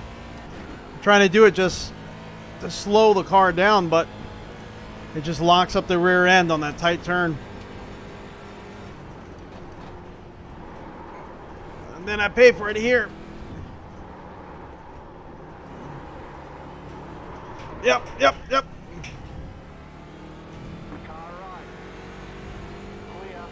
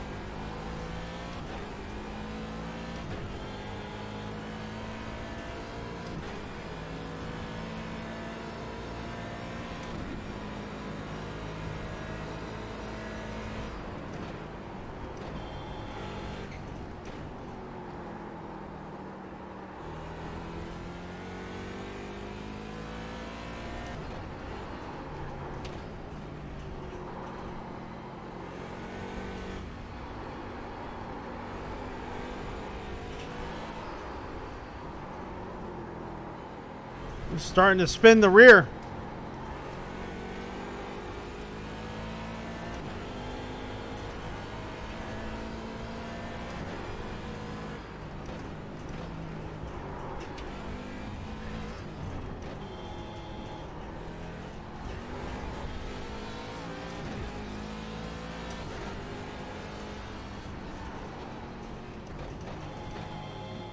I'm going to go out wide because this guy is obviously faster right now. Clear on the left.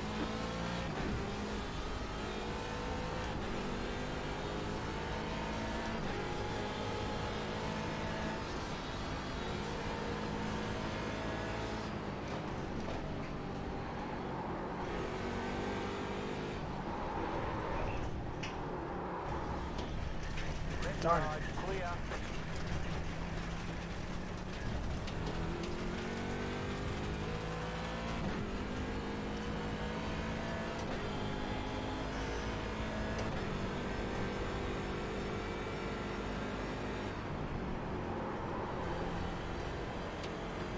I don't want to pit this early, but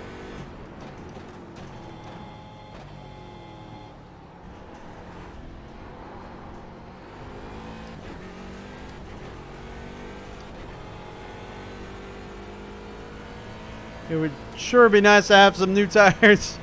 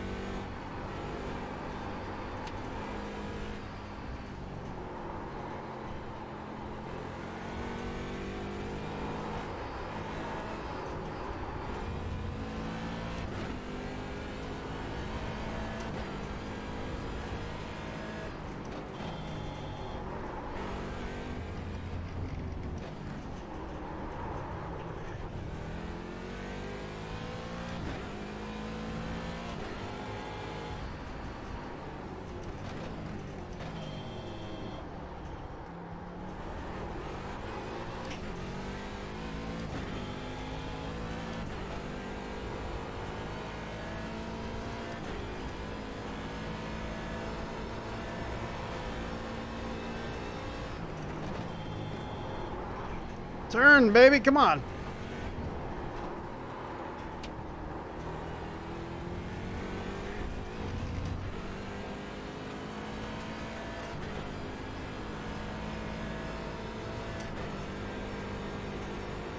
Yeah, it looks like we're consistently about 6 seconds slower now than our fastest lap time that we have done so far in the beginning of the race.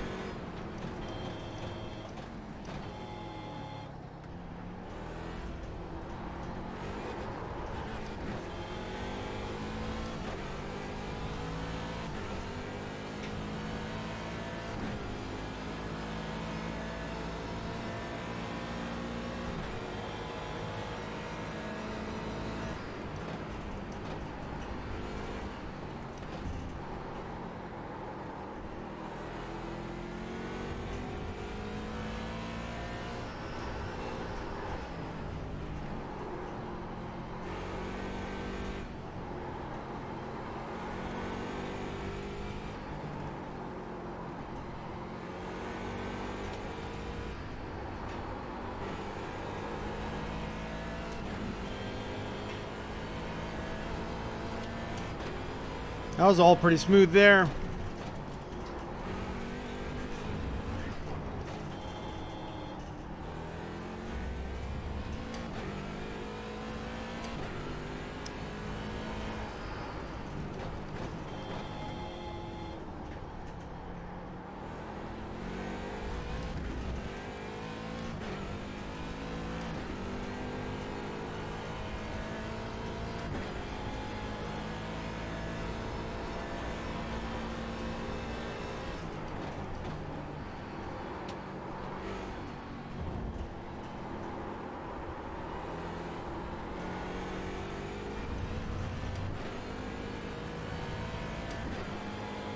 Or maybe the tires have cooled down or something, because it's feeling a lot better now.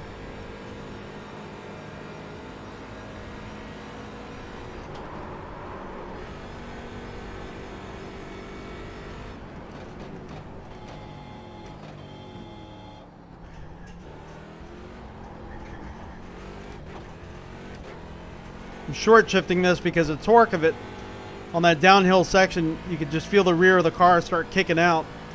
I don't want to make these tires any angrier. Yep, we're back to 155, so that was 155.344.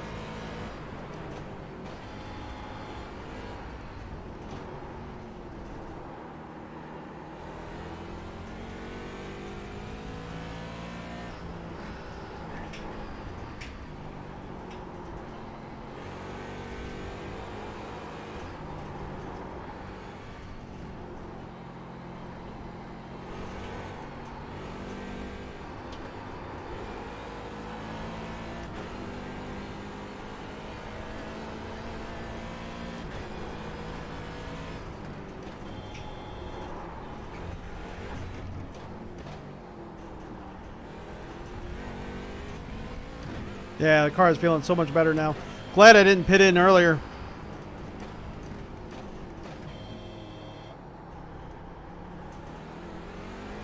It's feeling pretty normal now.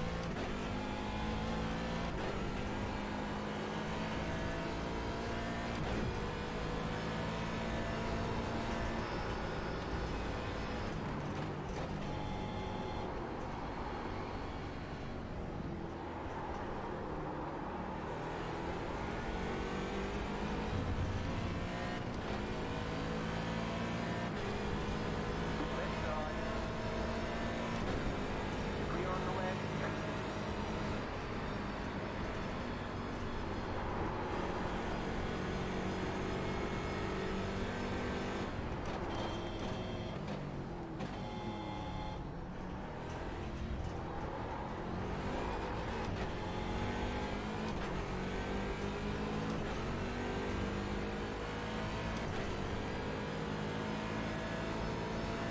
155.287.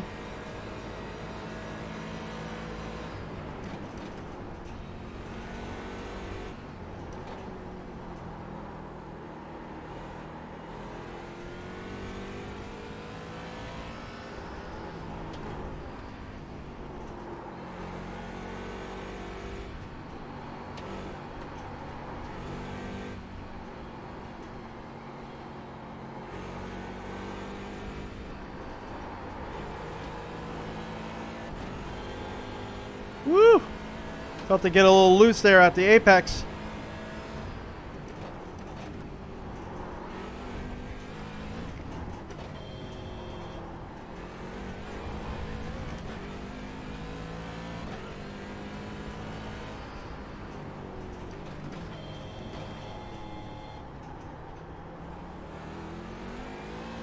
You got about 5 laps of fuel. Alright, so we're going to have to pit in soon.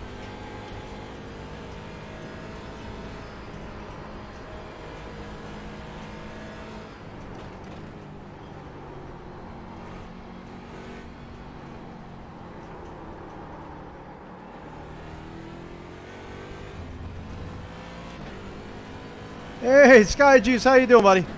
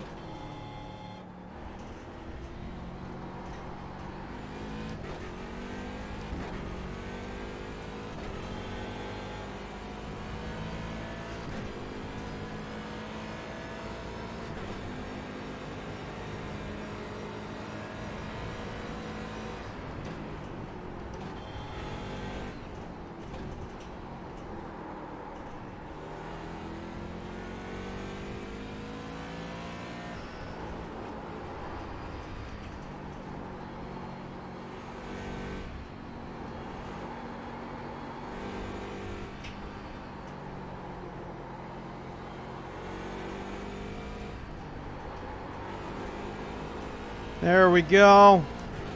That was much smoother than anything we have done before. And then I put a tire on the dirt and we lose it. Darn it, darn it, darn it.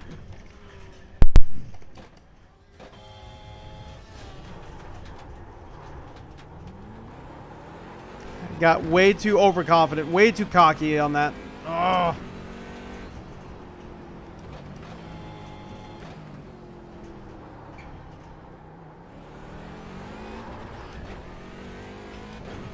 Oh, we got some damage. Wheel's a little bit cocked to the right. I didn't think I hit anything. Let's make sure we can even get back to the pits.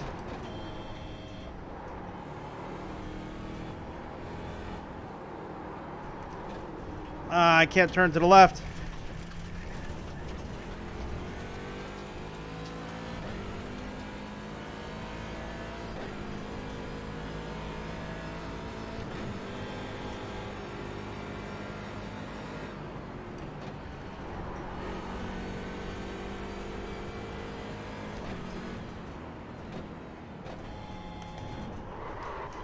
Oh my gosh.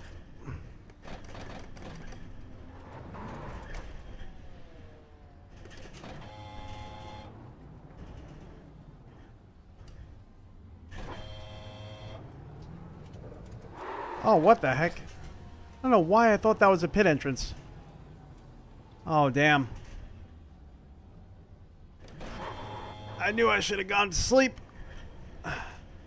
Shouldn't have tried to stay awake. They say you cut the course. You'll have to slow down and give up the time gained. Clear on the left. They say you cut the course. You'll have to slow down and give up the time gained.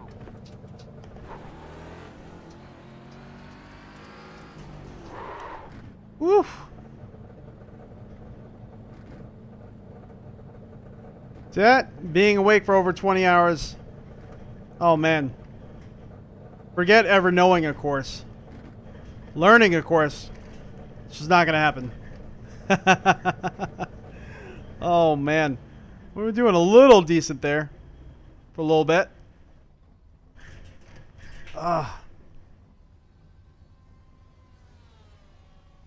Yeah, those starters, they kind of messed with my mind a little bit. I'm really nervous about them happening again, but it's like, you know, what worse could happen now?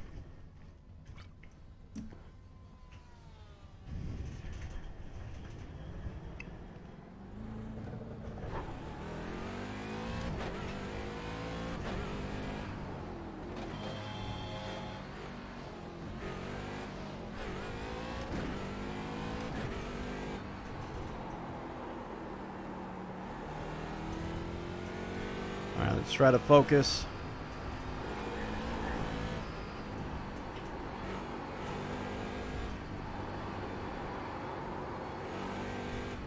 Get the blue flag.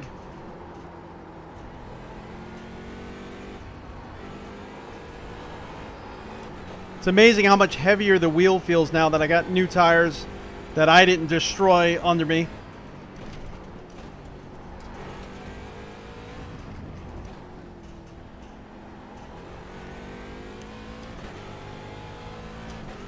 You've got a slow car on the left. Go right.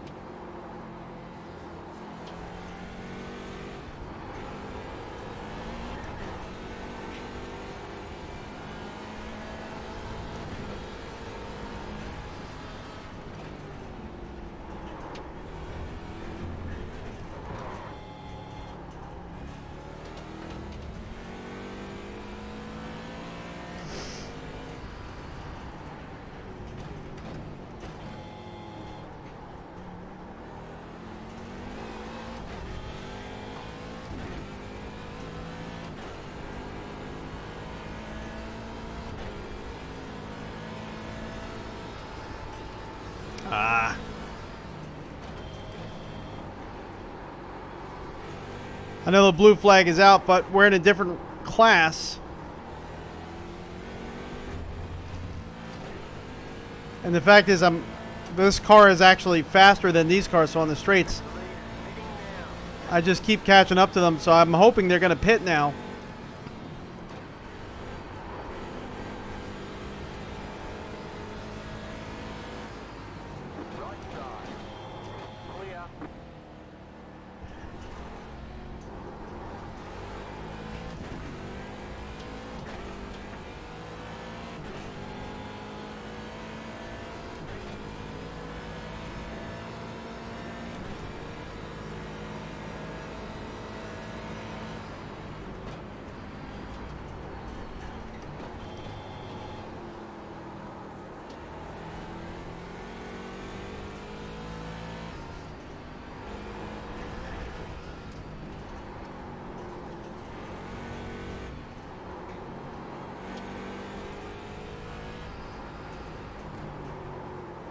I'm not paying attention. I was reading something.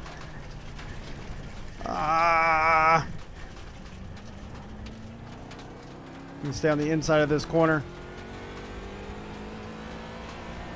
I gotta stop doing that. I get distracted sometimes.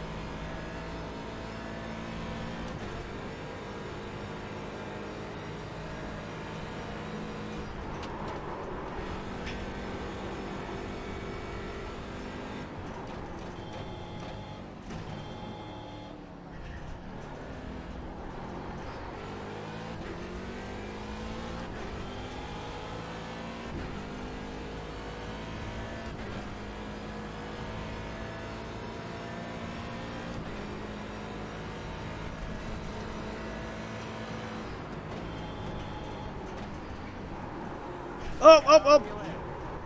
I didn't think he was going to slow down that much. He didn't really have to slow down that much. Pretty much came to a dead stop. Darn it.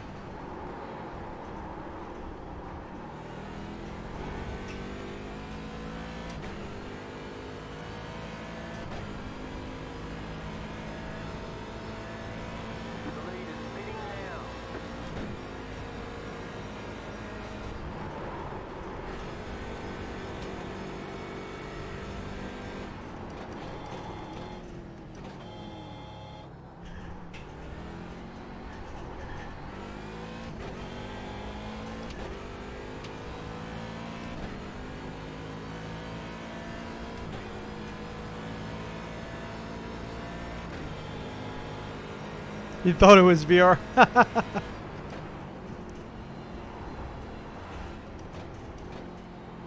Sometimes it feels like it. It feels really immersive. I love this monitor. I really do.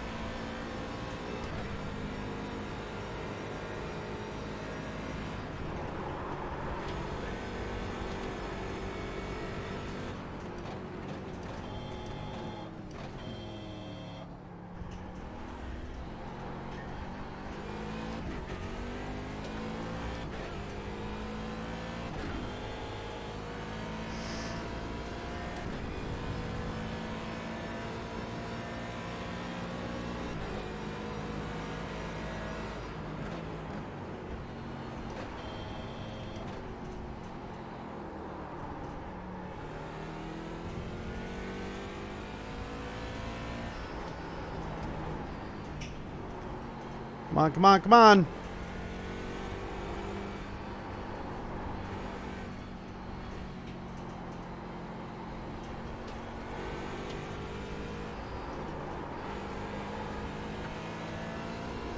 There we go.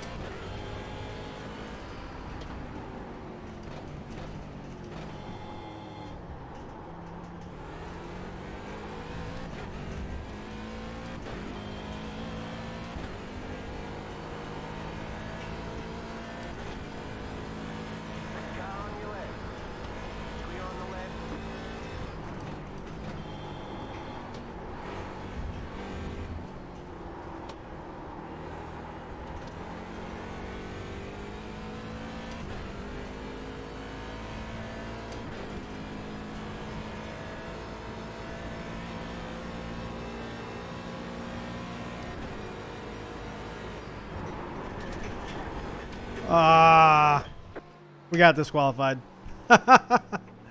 Oh, man. There's only 6 minutes left of the session. Oh, that's embarrassing. Oh, well. What can you do, right?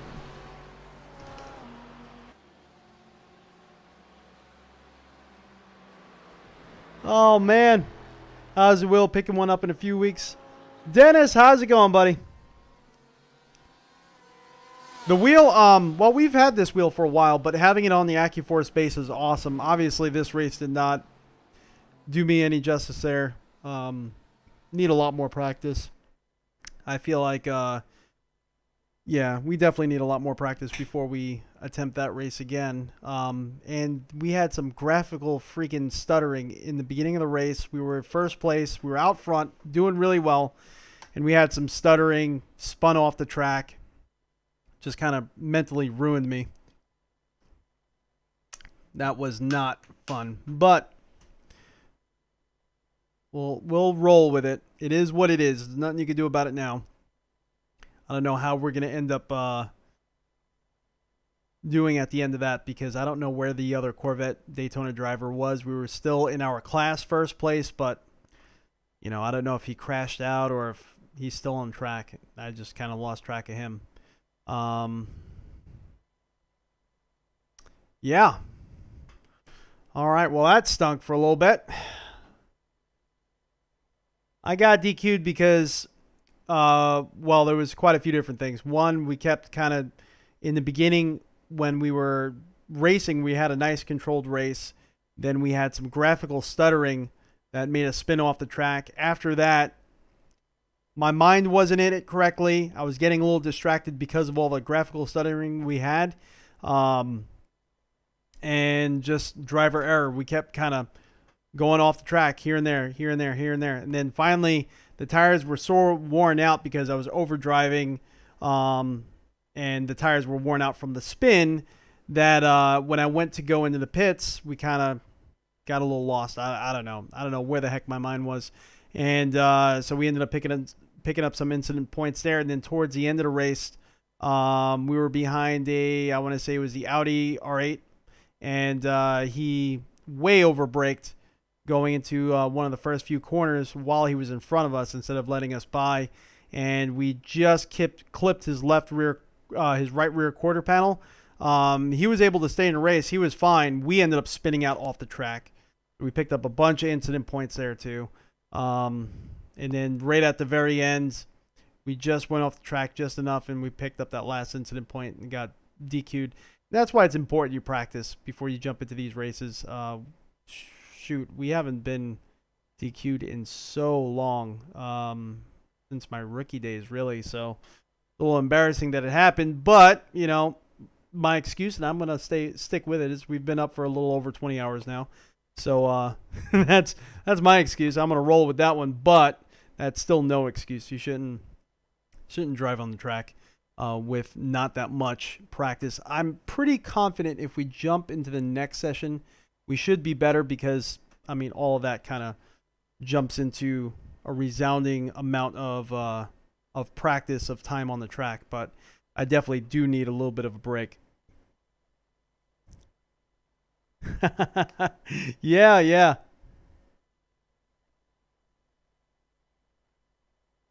Siggy Bishop, yeah. Well, you know, it is what it is. If I was a little bit more clear-minded in hindsight, I probably should have spaced myself out from behind him or really try to hook it into the right.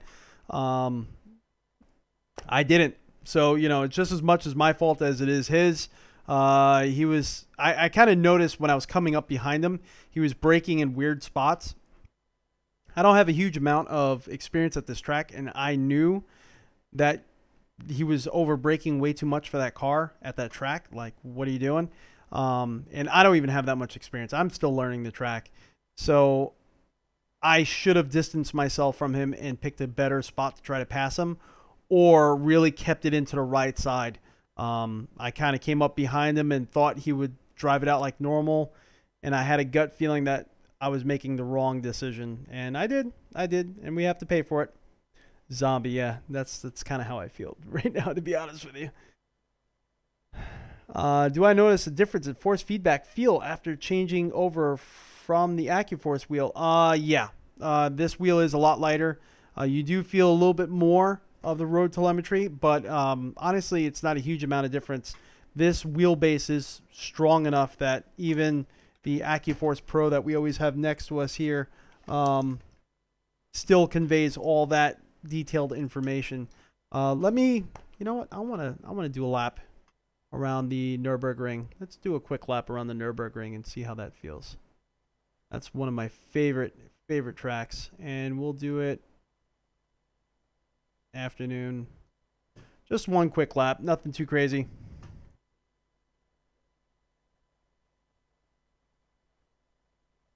Just saw me on recommended. Oh, okay, cool. Do I recommend the new wheel? You're saving up for one. This McLaren GT3 wheel has been out for some time. If you have an AccuForce wheelbase and you want a GT3 style wheel, this is a very budget-friendly way to do it, but you do have to get the conversion kit from Sim Racing Machines. We're going to do a full video on this soon, but, you know, channels like Dan DiMaggio, Sim Racing Garage, I think SimPit already did.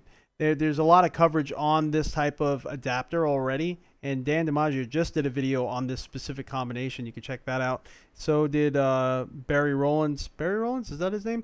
From Sim Racing Garage. He did it, I don't know, probably about 7-8 months ago.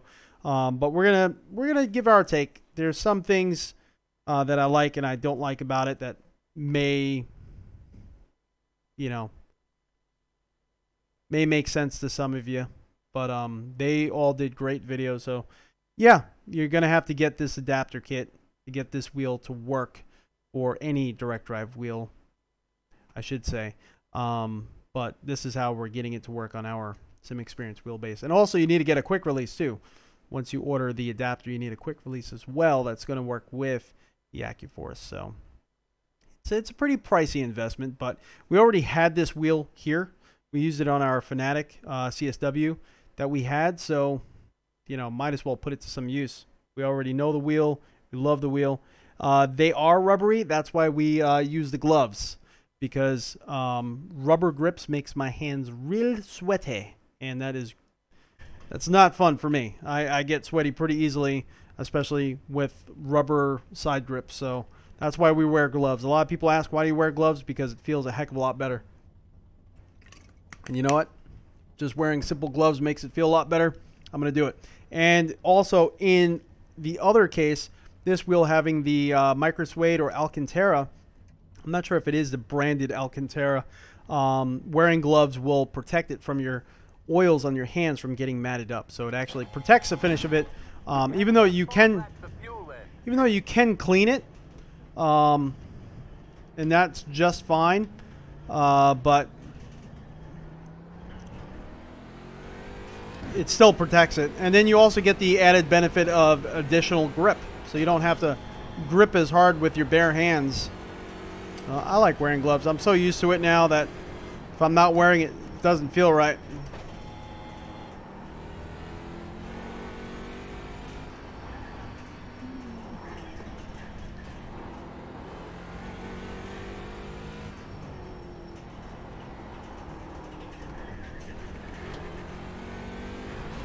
Whoa! Oh my gosh! Sunk a tire in the grass and we paid for it. Let's try that again. Can't believe I did that.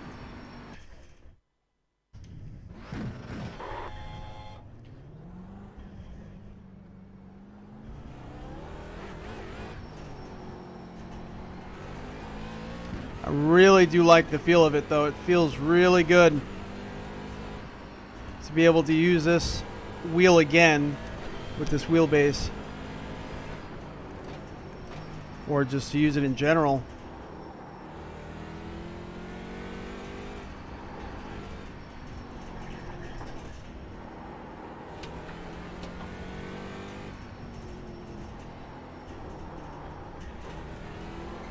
I'm a little upset that we can't use the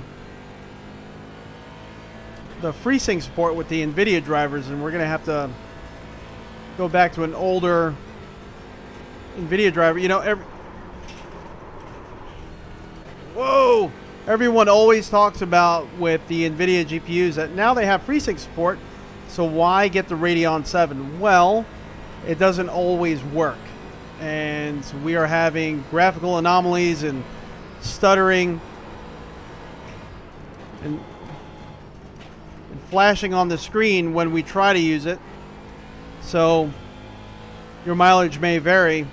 Just to say that NVIDIA supports FreeSync or adaptive sync is not the whole story. It all depends on what monitor you have, and if you already have a FreeSync monitor like we did, it may or may not work out for you. Like us, it didn't quite work out for us. Maybe a later driver will be a little bit more stable with our GPU, but it's not liking it at all.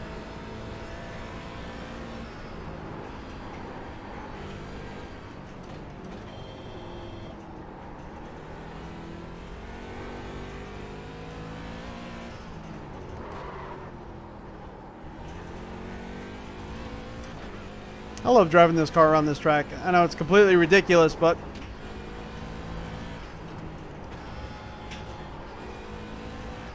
you feel like you're fighting the car more than anything.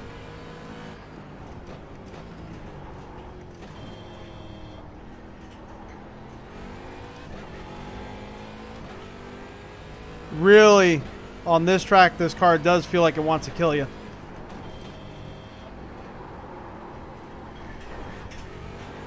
And it does not like the curbs very much at all.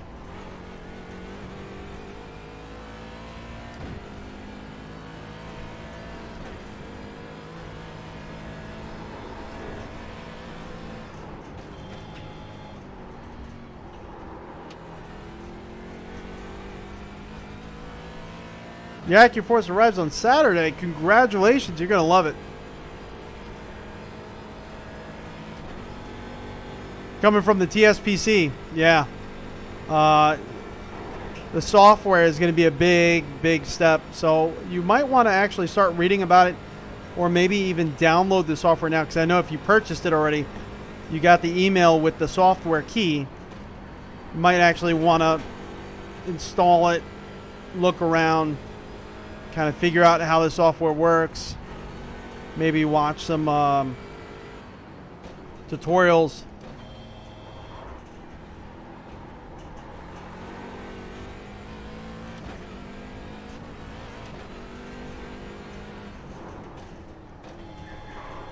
Ah, we fell out of the carousel.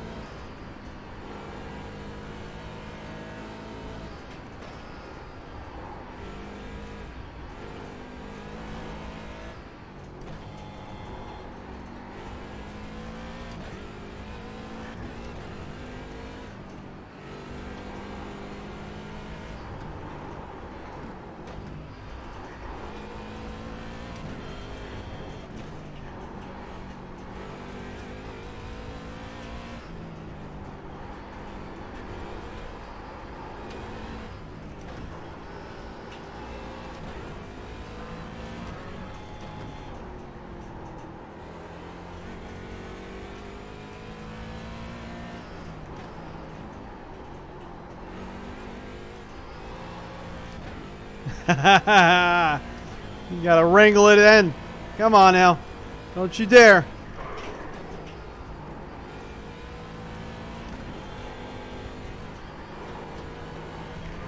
Oh man, this is so much fun.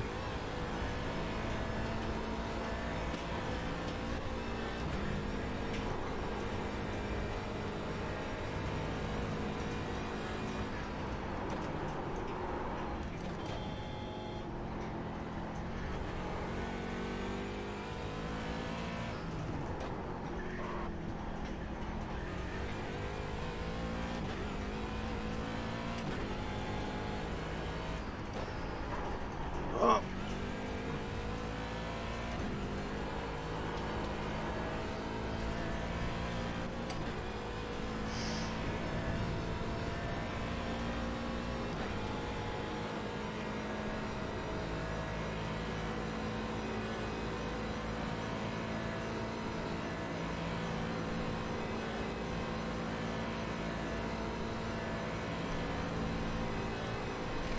Oh, oh, oh. Trying to watch, chat. Oh, man. Hey, buddy. How you doing? The new toy, yeah. Very, very nice. I love it. Definitely don't watch the race that we just did. Oh, man. No bueno. That race was no good. Definitely need more practice at that track. But yeah, I'm enjoying this setup. I really am. Getting a nice feel for it. And I think we're just about ready to start working on the video review for this for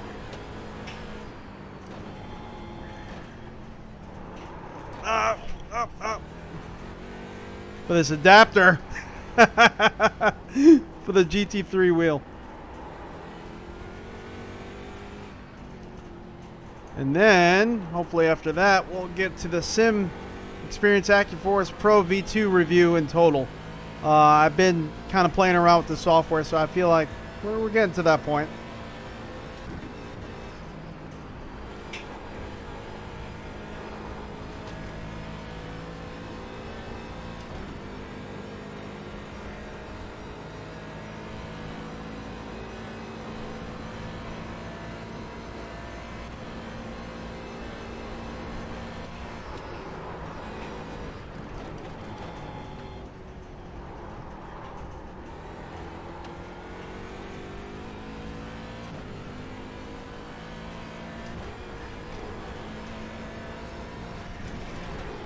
Woo!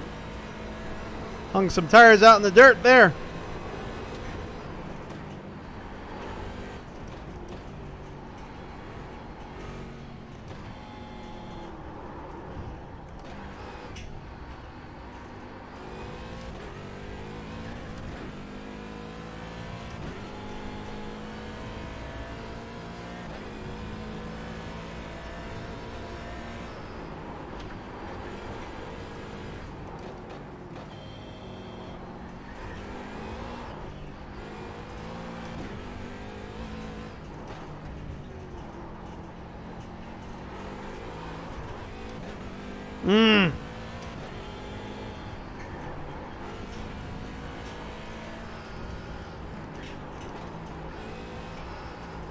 Woo. That sector definitely makes you clench a little bit.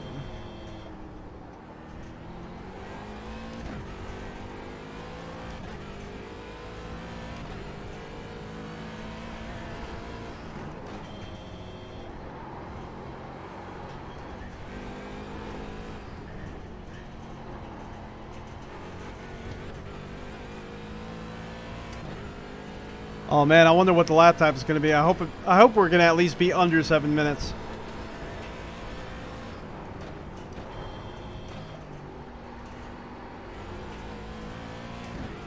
So far we're at 2 minutes and 58 seconds, 3 minutes. I don't know, it's going to be close.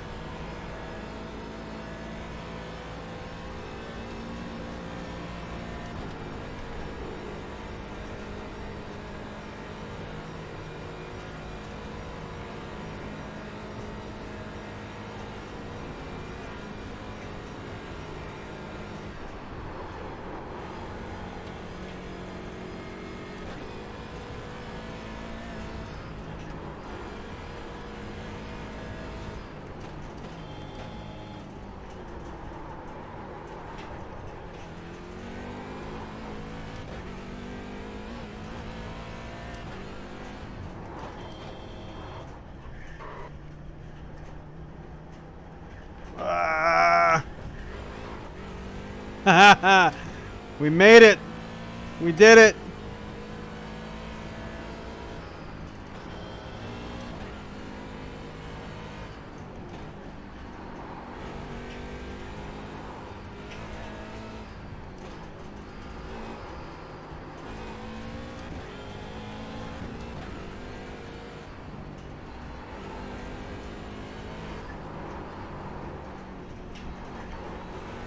Woo!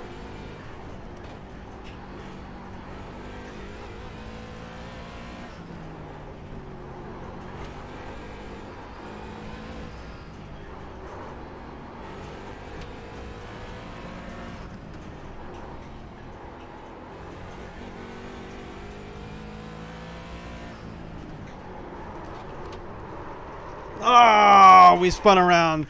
Darn it. I was kind of hoping to see what the lap time was going to be there.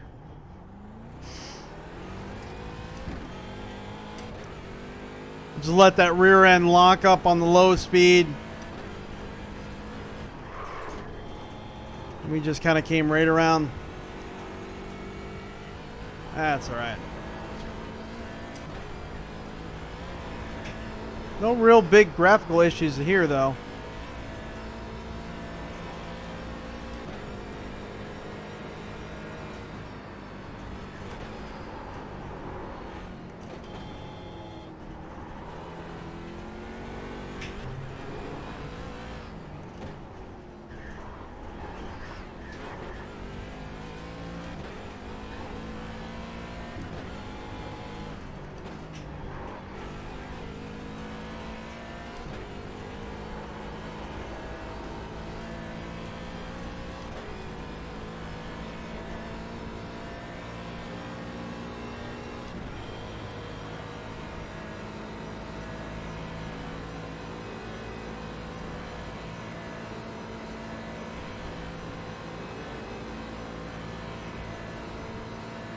We just crossed over 6 minutes and 13 seconds.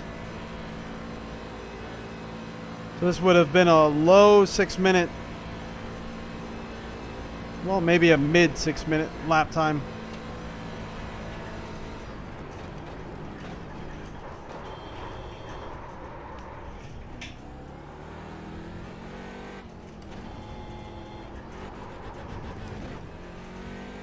That would have been a 6:37. That's right, one more time. That was a 6:37 with the spin out.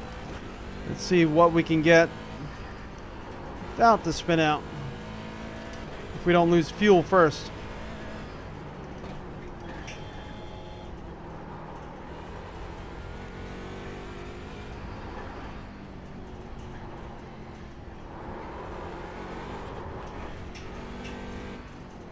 She's getting lively though.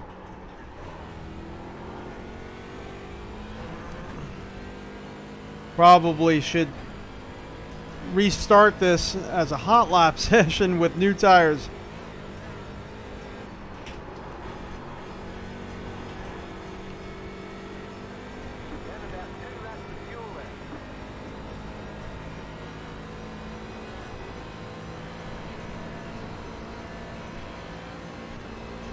GT Sport's so user-friendly.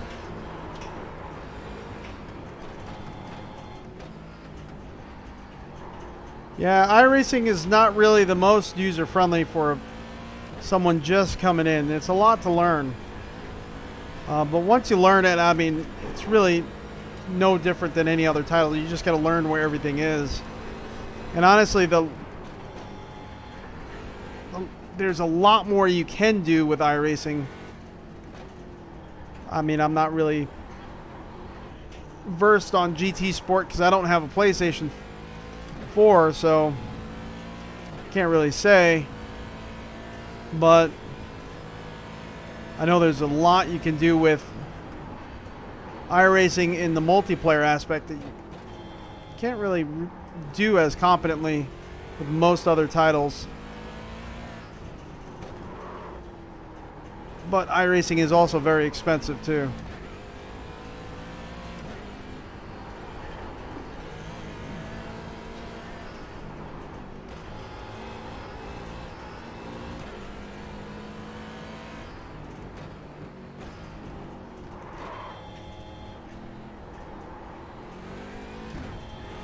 Up, big old graphical issue. Look at this. It's completely frozen. I don't know where we are on the track. All right, there we are. That's just stuttering. Alright, so that's proof right there. We're gonna have to do something about it. Oh man, that lap was gonna turn out well too. So I'm gonna call it here. Everyone, thank you so much for joining in. Obviously we're gonna have some PC work to do, which is not gonna take too long. I'm gonna use this display driver uninstaller and reinstall the last graphics driver we were using. We ran into this before when this graphics driver Actually, the one before this first came out that offered FreeSync support, we ran into this issue already. So I've already been through this. I already know what's going on. So we're going to get this all kind of cleaned up. We're going to come back this weekend with another race when I'm rested. Do not count me out. We may or may not post this session. I don't know. It's kind of, I don't know. No, I don't think iRacing is too expensive. I think it is very expensive considering other titles that are out there, like I said, of course, and whatnot. Once you buy it, you have it type deal. It's not a subscription. Over the years, if you add it up compared to what you pay for other titles, it does add up. It does add up. But if you're committed to it, it's worth it. But anyway, like I'm saying, we're going to be racing again this weekend, so definitely do not count us out. We're going to definitely come back to Suzuka when I'm rested, and we're going to try to kill it. We're going to try to kill Suzuka. Definitely nail a podium finish of some kind, and I think we'll do pretty good, and maybe we'll do a better showing of what we have going on here today. Again, I've been awake for a little over 20 hours, so I'm not really in the best of mindsets to try to focus on anything. I kept getting distracted and, you know, or just blanking out completely. So everyone, thank you so much for joining in. Thank you so much for dealing with me and kind of sitting through this. So far, yeah, this adapter is really sweet. It is really sweet. This, of course, all being the quick release that we added to it. But the adapter is right here. Has a nice carbon fiber finish to it, and it kind of matches the wheel in that aspect. Sim Racing Machines has definitely done a great job. The only thing I wish is that it wasn't spaced out quite this far, because when you put it on the wheelbase, you are a little bit more cramped than you would be otherwise. With like this wheel here, you can kind of see just straight out of the gate, you know, just the differences there from wheel to quick release versus wheel spacer here, and that's the adapter, and then quick release. You have probably about, I would say, 1.5 inches, 2 inches worth of additional. Yeah, right now I feel totally comfortable where this wheel's position is, but with my GT3, I'm a little cramped, but it's obviously usable, and I just get used to it while we're driving. So everyone, thank you so much for joining in. I'm Crash Test RTA Motorsports. Definitely hit that like button, subscribe button if you want to help us out. That would greatly be appreciated. And also, stick around for the next one. Definitely hit that reminder bell because we post a lot in our community tab. And like I said, we're going to be sim racing again soon, either tonight or one of these nights coming up. So please stay tuned. I don't want you guys going on that very embarrassing note. All right, guys. We'll see you all next time.